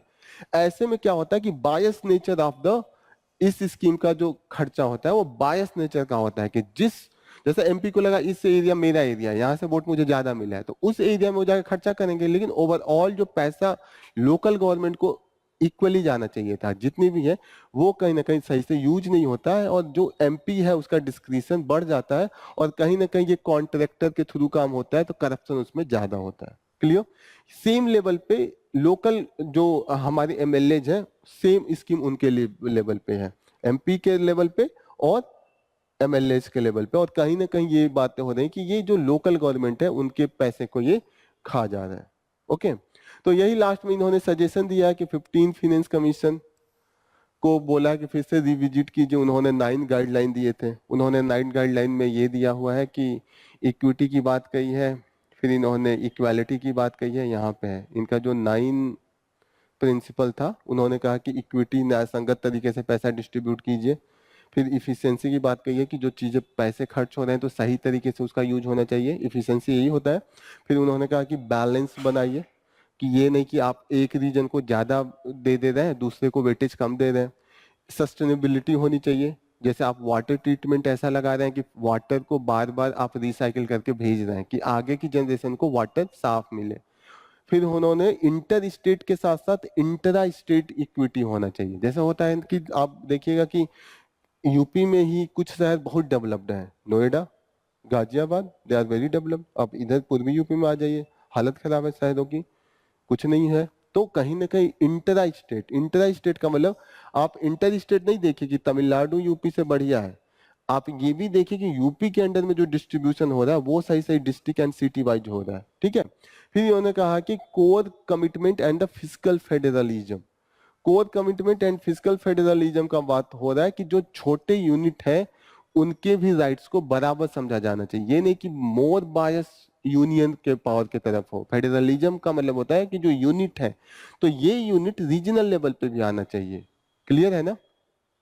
फिर ये कह रहे हैं अकाउंटेबिलिटी एंड ट्रांसपेरेंसी होनी चाहिए कि आप कितना ट्रांसफर कर रहे हैं लोकल गवर्नमेंट को, क्लियर कट बताइए। स्टेट बताती ही नहीं है, बीच में पैसा दे दिया, सही से डॉक्यूमेंटेशन नहीं होता है। फिर कोई कोई स्कीम स्टेट और ये यूनियन गवर्नमेंट अपना चलाती है और बोल देती है लोकल गवर्नमेंट को पैसा तो दिया है। अरे आप स्कीम अपना चला रहे हैं ना, आप प्रधानमंत्री बीमा योजना या प्रधानमंत्री ये स्कीम चला रहे हैं for the building the house, नाम तो आपका हो रहा है, आप कह रहे हैं लेकिन पैसा तो मैंने उनको दिया। आप उनको दीजिए ना, वो अपने अनुसार से देखें कि उस गांव में किस चीज की जरूरत है। उस गांव गांव की भी तो जरूरत अलग अलग होती है। किसी गांव में सबके पास मकान हो तो वहां पे कुछ और जरूरत होगी, स्कूल बना लेंगे वो गांव वाले, अस्पताल की जरूरत होगी, कहीं पे दिक्कत है ना। आप हर जगह ये थोड़ी है कि सिलेंडर बांट रहे हैं, किसी किसी गाँव में सबके पास सिलेंडर है। सिलेंडर का स्कीम उस गाँव के लिए क्या यूटिलिटी है? बेकार हो गया ना। तो अगर हर म्यूनिसिपल के हर पंचायत के पास पैसा होगा तो वो नीड के अनुसार करेंगे, तभी तो चीजें होंगी। जैसे केरला में ये मॉडल है, केरला में क्या कितना डिसाइड करना है वो ग्राम सभा करता है। और इसीलिए केरला का देखिएगा जो बेसिक लिविंग स्टैंडर्ड है और स्टेट के मामले में बहुत सही है, एजुकेशन में, उनका जो हेल्थ में है या जो भी है, उनका लिविंग स्टैंडर्ड काफी अच्छा है।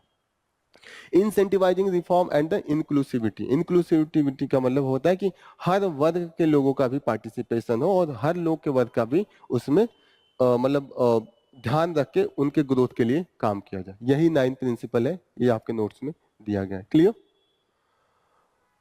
चीजें समझ में आ रही हैं?